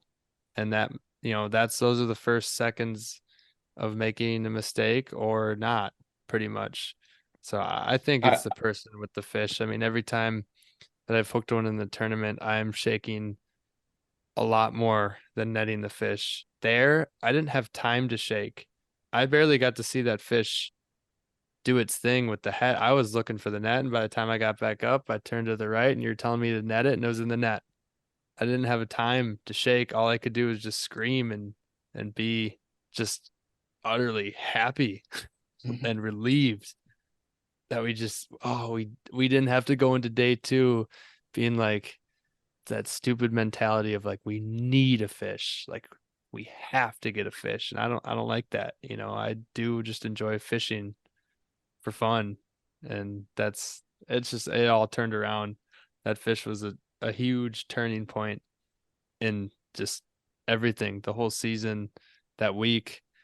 It was awesome. I don't know what else to add there. That was the highlight by far of the whole weekend. yeah, I would agree with what Gus said. Like, there's definitely, when you're the one fighting the fish, like, there's a lot of things you can fuck up. There's, a lot of ways you can try and prevent the hooks coming out, and there's a lot of pressure on you. But, if I were in Max's shoes fishing in, a big tournament like the PMTT, and Gus has, what he's like yelling, big fish. And now I got to make sure I don't ruin this net job. And, because obviously it means a lot. Like when I have fish with Gus in tournaments, it means a lot, to me, just to be, I'm competitive. It's the same with Max. He's competitive. Like he wants to place well in these tournaments, but there's like added pressure that like, it means more for Gus, and you don't want to be the guy who botches the net job. And like Gus said, if it's like a quick, it hits both side and like that thing presents an opportunity to be netted right away, you probably don't have time to like get nervous and worry about technique really. But like, I mean, my big fish from, earlier this summer, like that hit way out in the cast. So you're sitting there with the net in your hands for like, a good minute. And a lot of stuff might race through your head, especially in a tournament, and you get the shaky hands, and you don't want to be the Dude, one to blame. that was me in Madison. I mean, it really was like, when Gus hooked that fish the second day, I knew right away when he hooked that fish, like this is a big freaking deal. Be, for everything. Like I knew because the bite was tough that week. Like, and he hooks that fish and starts yelling that it's beak hooked. That's when, especially then, when the net man becomes super important because it's like, okay, I need to figure out how to get this fish in ASAP. And I'm watching this, mid 40s fish shake its head back and forth. And I'm looking at the entire crankbait going left, right out of the fish's mouth. So I'm like, I have no idea how it's hooked, but like, I'm going to try to take it upon myself to like, you know, be the guy that nets this fish super quick. And so like, I'm locked in. I'm, like you're saying, the competitive juices are flowing. Like, all right, I'm going to do this. And like, it was, yeah, it's freaking stressful, man. Like, and that was a great example of almost what not to do. And it worked out where like, I tried to take over the situation. It was like, okay, Gus has this fish beak hooked. He's playing it out slow. And like, I'm going to try to be the person to like save the day and get this fish in the net early. And yeah, it worked out that time. But yeah, I mean, it's nerve wracking when you're the net guy and like, you do have the ability, like when that bait is exposed, to be the one to kind of screw everything up if you dig the front of the net into the bait and hang it, and that fish would have been caught had you not done something stupid or prematurely tried to net it or whatever. And like that's when boat communication becomes so critical. But at the same time, like, yeah, it all sounds good when we're talking about it on the podcast, but like in the 20 seconds of absolute chaos, like it's hard to just clearly be like, okay, we're gonna net the fish right now, and it's time to net it. Like that doesn't happen. I mean, you're like, the guy who has the fish on wants it to be netted. The guy who has the net in hand Yeah. wants to net it, and like you're doing everything you can to get this thing in there, but like they're unpredictable, and especially big fish, like they can overpower you, at times, and like do things at the last second that you don't want them to do.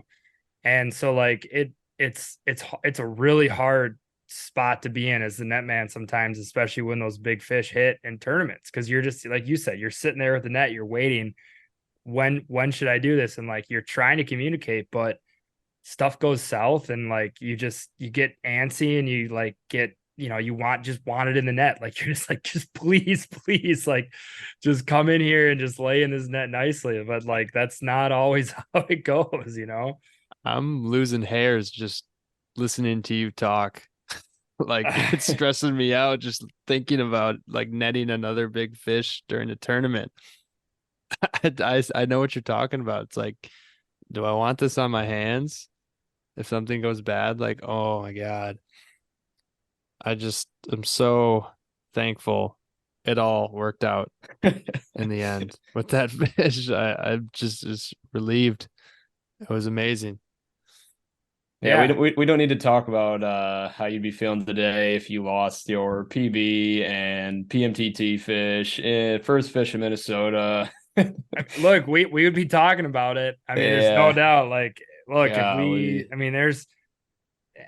we've gotten very fortunate enough to be able to hop on here after PMTTs and break them down and talk about how we caught fish. And, it's like we were joking around in the cabin on, I don't know if it was like Thursday night or Friday night or whatever. And we were having a few cocktails, and like Jeremy was talking to me. He's like, I mean, like musky fishing could just be crazy. Like you go 6 hours and you don't see a fish. You're like, screw this, like screw this bait, screw this rod. Everything sucks. I'm not doing anything. And then you catch a fish. You're like, I'm the greatest musky fisherman alive. This is so easy. Everything is so easy. I love this. And that's just it, right? Like, there's gonna be times, I'm sure, knock on wood, hopefully not after the chip, but like in years in years after this, where we're probably going to have tournament like us at the PMCC, like we got on and talked about how much we sucked. Like that's going to happen. Yeah. It just is what it is. Yeah, those aren't as fun, but it's part of the sport, so It's part of can't it. always Yeah. avoid them. Right. Yeah. You can't avoid it. Like it's inevitable, and you're going to struggle, but like, yeah, we'd love to keep having success and keep doing this. And yeah, it does sometimes come down to like things that are controllable. And I think that's there's things that are out of your control when you're musky fishing, and there's things that are controllable. And that's what you really got to try to focus on, especially during tournament fishing. Yeah, I just want to quickly jump back to Vegas here. Our pre-tournament lines, it was 2 fish. So the under hit there for all you under bettors celebrating right now. It was just the 1. And then the over under size was 44.5, I believe the line was. Smashed it. And that got smashed. Hopefully you put your mortgage on that. Take our betting advice going forward. The return is 10%, but there's value there. So we're kind of lingering on here about all this. Do you want to dive into the end of Friday and move on to Saturday? Because Saturday is not going to be much up until the end. Sure. Yeah, no, Max is spot on there. I mean, we moved a pile of fish at the end of Friday, so Max caught that one at 11:30 a.m. and we had that boost of confidence and we just started hammering spots. We're like, let's get another, let's do this. And we just felt really good and pretty quickly a lot of things just started to not make sense again. And we're like, all right, let's just go to this isolated bar that somebody was, I just gotta shout it out. We got graciously told about, some spots and we're like, we haven't hit this one yet. We haven't checked it out. Like, we drove over it once and we're like, oh, that looks good. There's bait on it. Yeah, there's bait on it. Like, there's actually like something there. There's like this little tiny pod. Like maybe 1 ball of bait equals lots of muskies and 0 balls of bait equals 0 to 1 muskie. So yeah. We just figured to fish it and kind of like roll around it, like putt in, get the trolling motor down. And I gotta think, Max, you took less than a dozen casts because I looked at that waypoint where we were rolling into and it was very quick on like our turn to go up and go around the bar on like the windblown side or like the kind of half windblown side. And you had one where like you didn't say anything yet. And I looked down at side image. I'm like, you just, there was a fish right there. And then I think you said something like, I thought I saw one. So I guess when I saw it on side image, it was actually the fish going away. I thought I side imaged it. I was about to say like, Max, look at your bait. Like good figure 8. Like there's going to be something low on it. But you said you saw a flash and we're like, okay, that happened. It was a pretty good sized flash. We thought it was a big fish. And I don't think we moved much more than 50, 60 feet up the bar. And I raised a 36 to 38 incher about on a monster tube. And it seemed hot, but pieced out pretty quickly. It was super, super windy in the spot, by the way. Like it was in the afternoon. The wind had picked up. We were getting tossed around and it was hard to tell follows hour. It was hard to tell. I mean, I knew it was no 40 plus, but I knew it was no 30 incher. And it's hard to see. And then we kind of roll around it. And I think we go back up it again and way up the bar on our second time. We're just casting up on it. And all of a sudden I look down. I'm like, we didn't exactly side image this fish way out to the right on our backside. It was directly under the boat. We're like, uh-oh. We just drove over a fish. There's fish here. There's fish stacked on this thing. And so that was our first time going to that spot. And we went around it twice and moved to 3 fish. And we ended up fishing that spot again. We fished a spot close, shark fin, ooh-ha, and didn't see a fish there. Did not see a fish again on this mid-lake bar. And then the day ended on Friday. We were super stoked, came in, found out that Jeremy and Trevor stuck 2 fish. They doubled. We went to the mid tournament update at the landing up on the northwest. Northwest Real quick, corner. Did Trevor stick him? Both Jeremy and one was a tiger. One was a tiger muskie. Nice. Yeah, that was a gorgeous fish. But no, you know what that means? That just points to Trevor, which for the listeners that don't know the Barbers, it's a father-son duo. Young Trevor phenom. is still in middle school and is the best musky fisherman that I think we all know. I mean, the dude's a stick. He Shout catches out, big Trev. fish. Shout out. And he is in he has not caught like a really big fish yet this year, and it's like all like fingers are pointing to like he's gonna catch a big one at the chip Chip at Giant. at the big Lake Chippewa. I think he's due. They still So, got them 60 inches in there. yes, sir. The world records. They're swimming down there for 68 sure. inches. 68 inches, 74 pounds. I saw him swim by the boat and I saw his head on one side and tail on the other. He's still down there. Still down there. No, but Trevor Barber's absolutely due. But no, they stuck too. And super stoked about that. We both were in the top 10 after day one. And Where are they in the rankings? They've had a really good year. They're high up. I mean, they didn't catch one, unfortunately, at Cave Run, but they took fourth, I want to say, at Madison. Am I right or wrong? Yeah, fourth. Mm-hmm. Yep, they took fourth at Madison, and then they took 10th here at Lake Vermilion. So I mean, they're killing it. This is only the second year of Trevor and Jeremy in it, and last year, their first year, Trevor stuck one at Cave Run to send them to the championship. So they went to the championship the first year ever doing it together, and now they're at the championship the second year. So they're on an absolute tear as well. Everyone's gonna have to watch out for them for sure. And that so that wraps up the first day of the tournament, and then we found out that there was a couple other big fish caught. I think there's already a 50 caught on day one, like a 50 and a half or something like that, or 50 on the dot. I can't exactly remember. And I think Max was first place in with a double, I want to say. Yeah. So we knew it was attainable. Yeah. So we knew it was attainable, sitting up there with one big fish. And we just kind of knew what we had to do now. I mean, we got our goal. We got our one fish to keep our spot in Top Gun, and we just wanted to go out there and just catch them. We couldn't at this point. We still haven't really, other than that one smaller, upper 30s moved. I'm saying small, of course, it's Minnesota, but we were just like, where's the nursery? Like, we want to come in with like 32 inches. Like we need to find where the nursery is in this place. And we went in Saturday morning with a completely different game plan where we're like, we see that it's going to be windy in the morning and then it's going to really lay down, like flatten out and get hot and sunny. So it's like, we need to go fish the wind all morning as much as we can and just like fish it hard. And we know that they're going to be on wind blown rocks and shoreline and all that stuff. And we go, I don't know, Max, many spots in a long time without seeing a fish pretty much right away in the morning.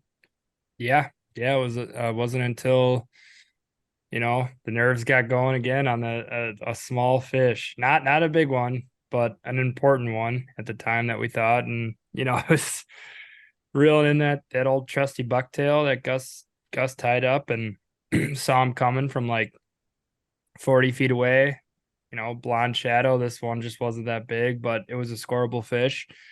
And still not sure how that one didn't decide to eat. He came in hot, did a full turn with me, peeled off, but not the type of peeling off where you're like, oh, that fish is gone. Like you could see him peel off and turn around like he was almost resetting to eat it. He came back on it and then did another turn and then just like disappeared. And we are like, oh, that might have been our one chance on Saturday. We're like, no, we needed that. We didn't know how that fish didn't eat. I mean, it was windy. There's no way that fish really had our presence locked during in, the minor, I think. And it was too. during pretty much peak minor. Yeah. And we decided to go back on it. I mean, not many times do we just go back on, 30 to 32 inch fish, but we're like, this guy, it's got to eat, right? And we just don't raise it again. And we figure like after revisiting it multiple times and not bringing that fish back up and also not seeing other fish, we just didn't want to keep beating on it. Like there probably weren't really that many other fish there, if any. So we decided to just keep moving on and kind of forget about that fish. And that's when the old pointing fingers came out and be like, all right, time to get to the big lake. Go to the middle of the lake. The wind finally laid down. We're gonna fish for the last breath of air is before it just laid down, and started pointing fingers like, that looks good. That looks good. We heard about that spot. That's a famous spot. That looks good. And I think we ran a few spots and didn't see anything. And we're just like, man, if we don't get another chance to fish, that's okay. We did what we needed to do. It came to that point where we're like, we're just going, it's a Hail Mary fish now, but we're here. We got the fish we wanted. Let's just have fun, keep hammering some cool spots and see if we can't get another. And that's when just the whole Max's world turned around and and got to witness Minnesota's real true beauty on what it has to offer in a fishery like Lake Vermilion. And the Yeah. dark side of musky fishing. Very dark side.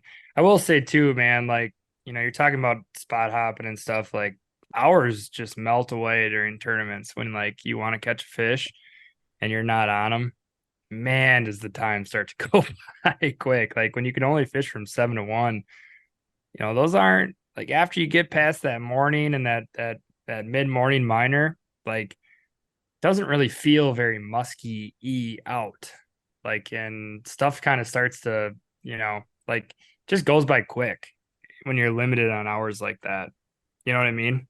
Yeah, I completely agree. It just happens so fast, especially the second day of a tournament, like a typical tournament like the PMTT, where it's longer the first day and a little bit shorter the second day. You think you still have until like 4 p.m. and then you're like, oh, we got 2 hours. We got 1 hour to make it happen, or something like that. And that's just when dead flat calm and sunny. And we hear rumors about that lake on when like Vermilion pops off, and we know like kind of after not moving much in the morning, we're like, we still fished windblown rocks and like very shallow water, but it's like, we're just looking for an active fish. But we kind of maybe found out, and I don't know if this might just be an August thing or something, but it's like sometimes those fish just go up there to sunbathe, and that seemed pretty true when people told us that honestly it almost takes hot, no wind weather, middle of the day to bring some of these fish up into some stupid shallow water. And I'm not really sure why. I maybe it's just like a moderation of their body temperature, and who knows? I wish I could ask the muskie exactly what they're thinking on why it's like, okay, it's really shitty hot weather out there. I'm gonna go sit up on top of a 1 foot rock and chill here, and Wait for an easy meal. wait for or an easy something. meal. There's something, and I don't know. And that's when were fishing that last spot. It was 11. Sorry, no, it was 12. I looked at the clock. It was 12:48. We were gonna call it 5 minutes before. That's just what we do, so that we always know we have enough time to get the fish in the bag, measured, pictures sent to Tim, all good, no stress. We're gonna end at 12:55. It was 12:48, and We're that yelling miracle fish. we've been throwing out miracle fish. We're like, let's just go back to this one spot we have moved a fish on. We're close to it. Screw it. Let's go. Yeah, so we pull up on the spot and threw back on that spinner bait, the big old spinner bait. Shout out. And we Shout out. we're like, let's just burn these things in as fast as we can, try to trigger a dumb fish and see if we can backdoor. At this point we thought we needed another fish to take in the top 10. So we're like, let's just try to backdoor the top 10. And Max, 10 minutes how big was this dumb fish? So I'm reeling it in. Real big dumb fish. burning this spinner bait. again, we're throwing up onto the spot. Like I'm in 1.5 feet, 2 feet of water. We're sitting in probably 8 or 9 feet, and I'm burning it in. And all of a sudden I just feel like weight totally different than the first fish. Like was not a strike. Like it took my brain a half a second to process like that this just happened. Like I just got a hit. And it was not like it wasn't one of those where it grabbed it super hard where it took the reel out of my hand. Like I just all of a sudden was reeling, and wait. It's like, holy shit, fish. I yell fish. I set up to my right. And like as I'm setting up to my right, I just see the fish like kind of curl and go completely straight broadside on me about 15, 20 feet away. And when it did, like everything just went numb. Like straight up. Like I don't want to exaggerate. I don't want to be that guy and be like, oh my God, I lost a huge fish. This thing was freaking ridiculously large. Like it was well over the fish that I caught the day before. Oh. And you see me turn around, dude. I've never acted like this in my life. I've never acted like that in my whole life. I've never done that where I've turned around and been like, I like didn't know what to do. I was like, oh my God, it like, because what happened was I set up to my right. The fish completely goes broadside. Like I said, 15 feet away from the boat. I still have, I mean, dude, I've seen this in my head 500 times since Saturday afternoon where the fish goes broadside and all of a sudden the buck or the spinner bait just kind of like he shook once to the right, shook once to the left, and the bait just like falls out of its mouth and he just stayed there. Like he literally just stayed there for like 1.5, 2 seconds. A big and then F just you. like coasted into the abyss. And like by that time, Gus had like looked over, went for the net or something, and like didn't see any of it. I mean, I was like, took my breath away. I'm like, holy shit, that was a big fish. I don't know how big. Like I tried to be like, well, I think it was, this big. And I tried to look on the bump board later in the day when like the pain wasn't, real. Probably guess, 53, 55. Like I don't What? know. I'm That's not, dude. I'm not. absurd. I promise. I'm not trying to hype like the one we got away. Of course, is the biggest one, but like, I couldn't like when I turned around and started yelling at Gus. I was like, this. It was 50 plus, 50 plus. Like, I've never seen a muskie that big. Like, and you're hearing stories like we've gotten DMs from people saying like, yeah, I caught a 53, I caught a 55 out of Vermilion. Like we heard people after at the ceremony saying, well, we raised one that was 56, 57, like it's real out there. Like this isn't like, you're not sitting in a lake in northern Wisconsin being like, oh, that fish was for sure 50. Like, no, this thing was freakishly big. Freakishly big. Like to the point where my brain could not process how big that fish was when it turned broadside. God. It looked like I set the hook into Gus and he's in the water. Like it's just so freaking big. Like I like it made me like I told this to Gus. I'm like, the second I started driving away from Vermilion, I'm like, when can we go back? Because like I wouldn't even know what to do if that thing stayed pinned or whatever. Like it just I'm lost for words. It was like, was there any like were the hooks slightly dull or was it just unfortunate musky shit? Oh no, it was tournament sharp hooks. Yeah. I mean, it was a spinner bait, so it had a single hook. I think what happened, trying to look back, I guess you never really know to a perfect science on what happened, but I think what happened, and again, let me preface, like everyone there lost big fish or saw big fish, had chances at big fish from who we talked to, right? So like I'm not special in any regards where it's like, oh, like whatever. Like everybody had opportunities at big fish that week. And so like this shit happens, right? Like I'm not saying that it should have been caught or anything like that. Like just shit went wrong. And I think what had happened was what had happened was I think the fish hit it. I was reeling it in so fast. I think the fish hit it from behind, loaded the rod, and was swimming forward. And when I said it, I just did not, I didn't get hooks into the fish. I think he just had the spinner bait in its mouth.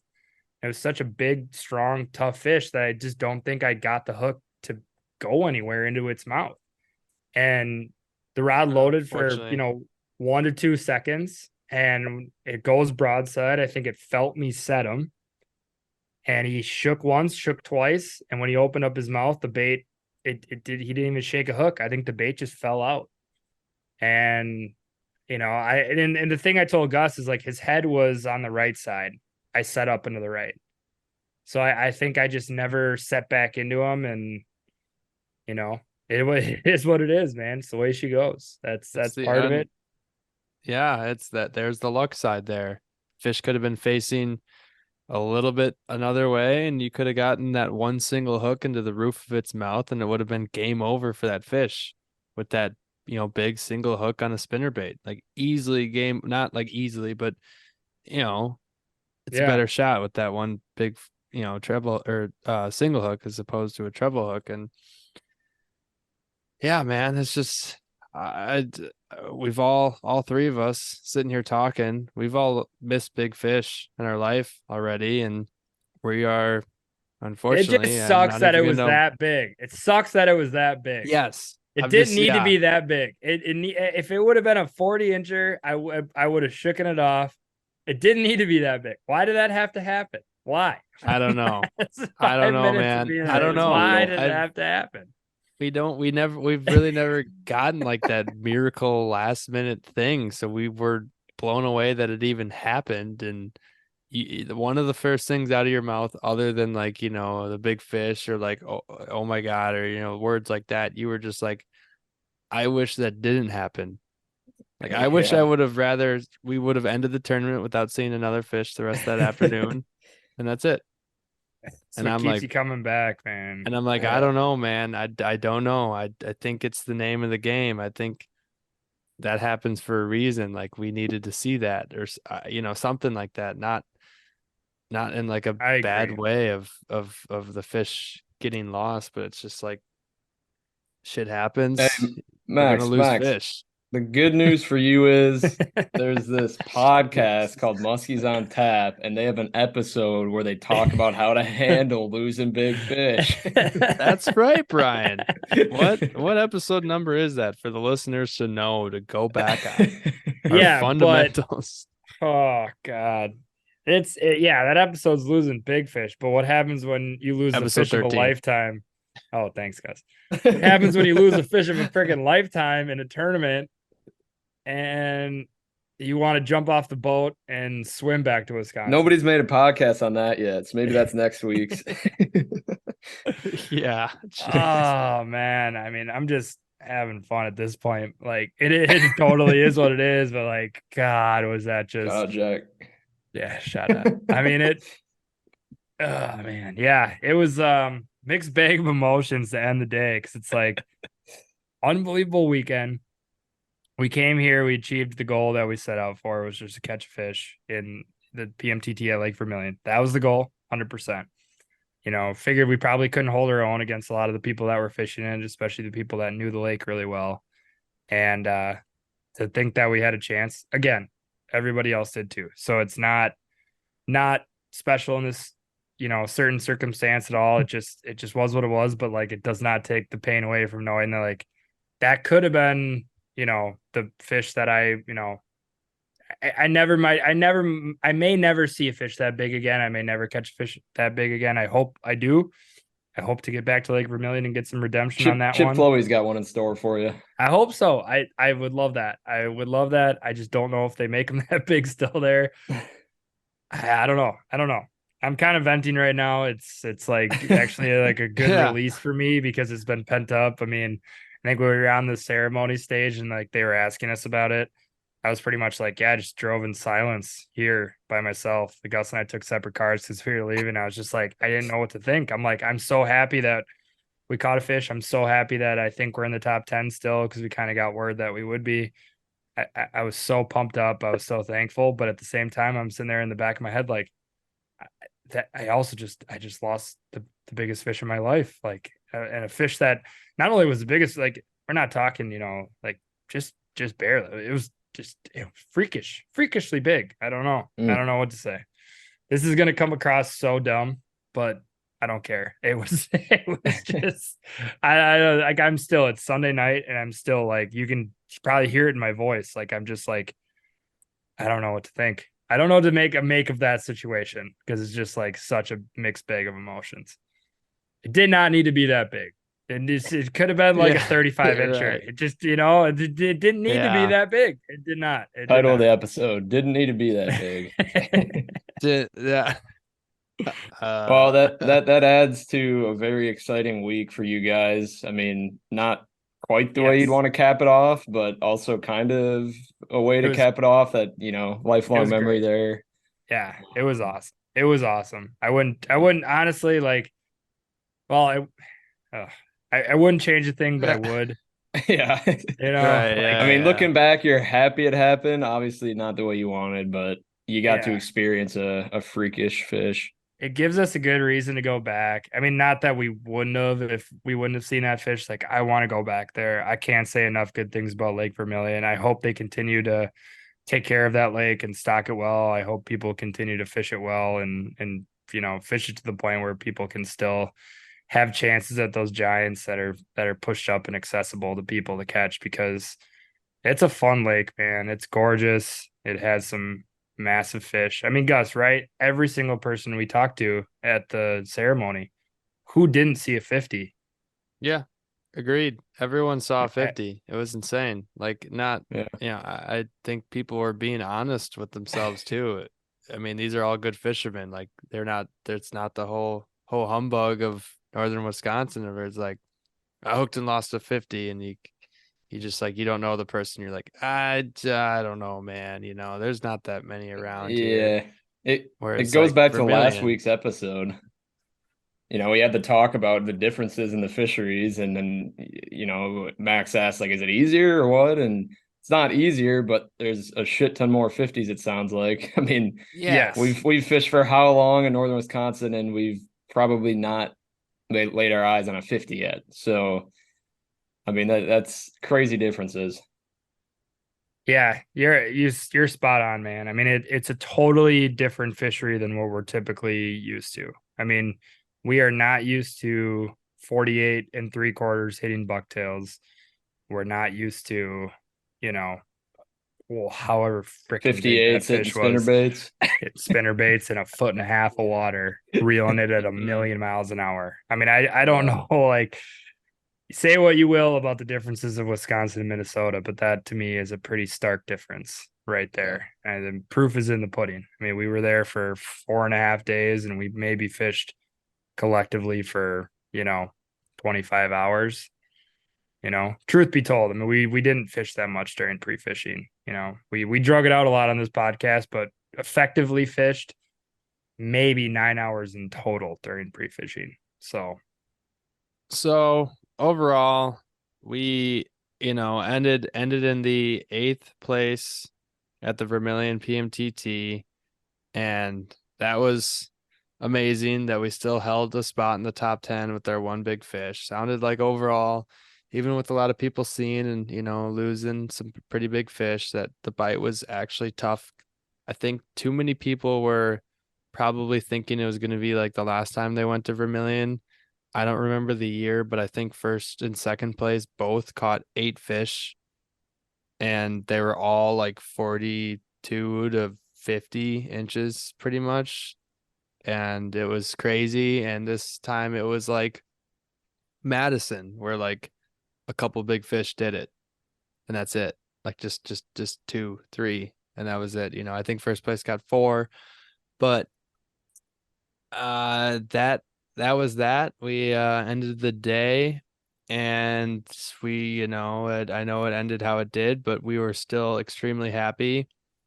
And I hopped in the truck with the boat, headed back to Eagle River. Max hopped in his car and went back to Minneapolis, and we had somewhat quiet rides back. I know I was listening to a couple Backlash podcasts and talking to Max on the phone. I know I gave Nick a call, Nick Amrose a call. I talked to Clayton on the phone. I just tried to to just get back home as quick as possible and safely. But like, God, if I wasn't doing all that stuff, that car ride would have taken forever. Yeah, it was a good week, man. I appreciate spending all that time with you. It was a blast. Brian, we got to get you up to Lake Vermilion. I think if there's one thing that I took away from this weekend is that a boys trip 2024, or even maybe to try to sneak one in 2023 somehow to get up to Lake Vermilion and go chase some giants, November. because there are some big fish to be had.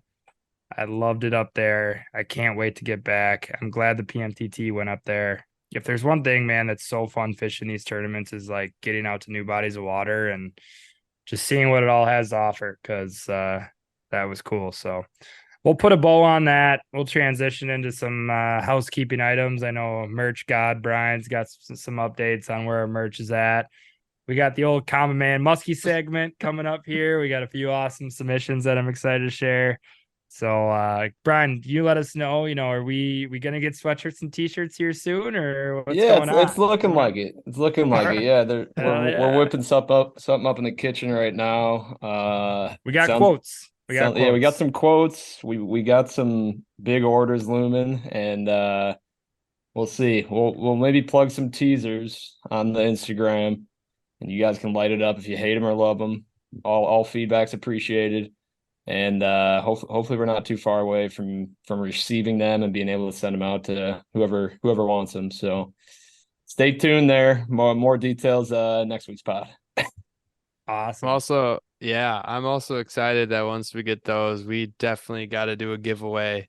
I think we're overdue a little bit on a giveaway to you guys, the listeners. So definitely be looking for that. We'll point you guys in the right direction. As always, we got stuff going on the Instagram page, Muskies on Tap. So be sure to follow that, and that's where you're going to get any updates as well as listening to the podcast. So merch on the way, in the works. We're all super excited. So let's move to the Common Man Muskie segment. Max, what do we have in this week? Yes. Well, real quick to touch on the whole Common Man Muskie segment and also just like the interaction with the listeners, because I do want to talk about this. I thought it was super cool how many people reached out, especially over this last weekend, just saying like good luck and kind of like being into this, because I think that's kind of an element that makes it so much more fun for us to do it, is that other people are like, tuning into it and being into it, and it just makes it all so cool. So thanks to everyone who like hit us up and really appreciated all the encouragement and tips and people helping us out and all that stuff. It just like it's awesome. So can't say enough about that. But yeah, moving on, we got 2 submissions, so we're growing. First week we had 1, second we have 2.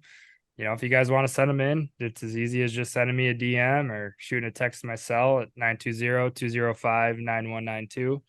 Send in a picture of a muskie, story behind it.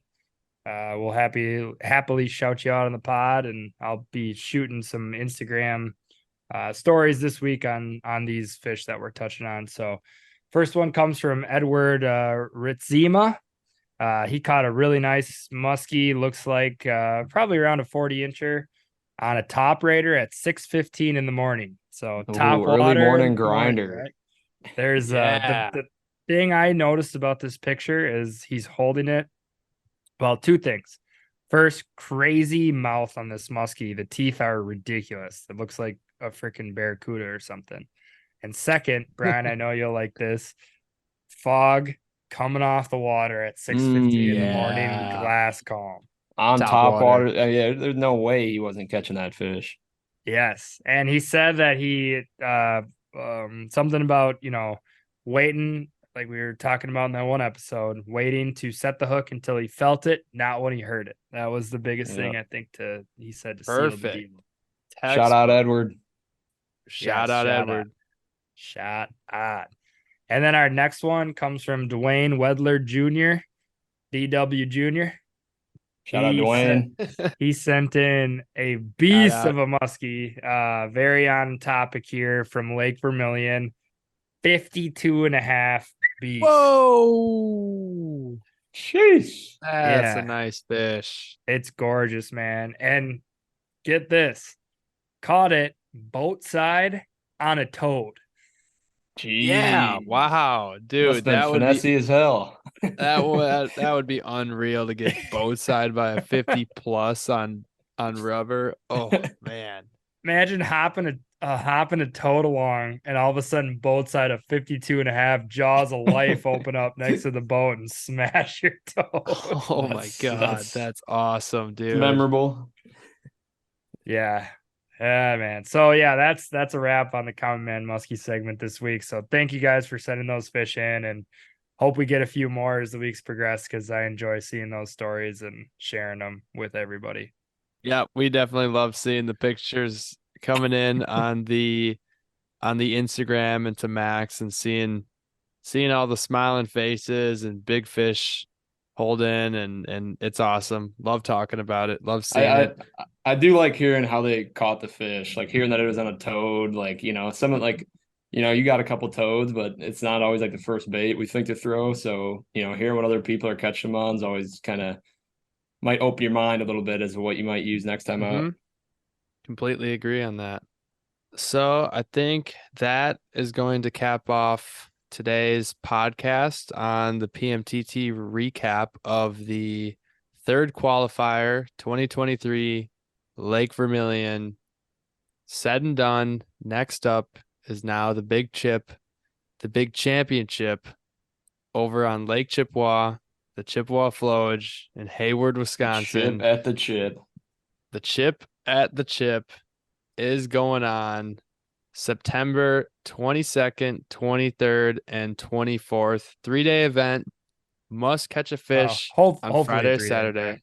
I'm just that's what, yep, getting there. Yep, I hope so too. My bad. 3-day event. If you catch a fish on Friday or Saturday, you move on to Sunday. So the field cuts back, but I don't know the number of how many people are going to be on it.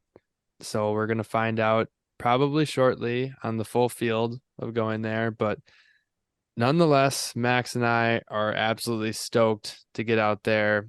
And I know hopefully we can get some solid pre-fishing in there, and not, it's a massive body of water. And I think there's going to be way more places to tuck away in there. It's smaller than Vermilion, but still very large. And I think we should be able to actually fish this time in pre-fishing, and hopefully get something dialed in. So I don't know if I have anything else to add on tonight's podcast, guys. You got anything else to add?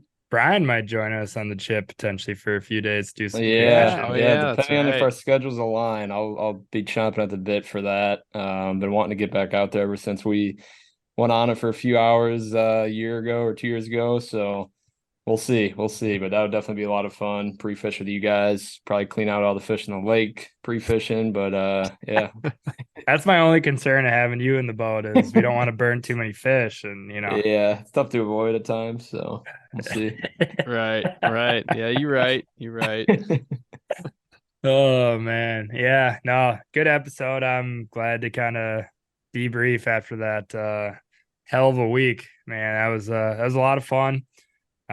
Just yeah, crazy fishery, really fun tournament. Looking forward to the chip. Should be good. Got the whole crew from Eagle River rolling there, so everyone qualified, which is awesome. I'm guessing, mid-September, hoping for some good weather, and feel like it could be pretty damn good bite, but we'll see. Yeah, we'll see. I'm looking forward to it. And before Brian takes us away and sends us into the night, I'm going to quick give these socials. We got the Instagram handle for our Muskies on Tap podcast. That one is moderated by all three of us. So we're trying to put out as much content, stories, reels, all that good stuff for you guys to watch and kind of see what we're doing. So be sure to follow that. I also have my personal contact information. You can reach me at my cell if you want to talk fishing, or if you're in the Eagle River area and you want to catch your first muskie, catch your biggest muskie. I'd be happy to take you out on a trip. You can reach me at 920-264-3816. You can also reach me at my Instagram, which is Suggs Fishing, or Facebook, which is my personal handle, which is Gus Manti, or Suggs Fishing Guide Service. So would love to hear from you guys. Reach out. And yeah. All right. Brian, you want to give everybody a little wave goodbye here on the podcast today? Yeah, I'll take everybody home here. I think it was a very, very fun weekend for all of us. You guys had a blast out of Minnesota. I gotta say, for all you Minnesotans that are listening to this, Kings of the North are back. The Green Bay Packers this year are looking sharp. Jordan Love's the real one, the chosen one, and they're coming back to the top. We ain't going away anytime soon. Neither is the Muskie on Tap squad heading to Chippewa. Flowy, it's going to be on site there again. Shout out Big O's Bucktail. Shout out everybody else on the pod. We'll see you guys next week. Shout out. Shout out.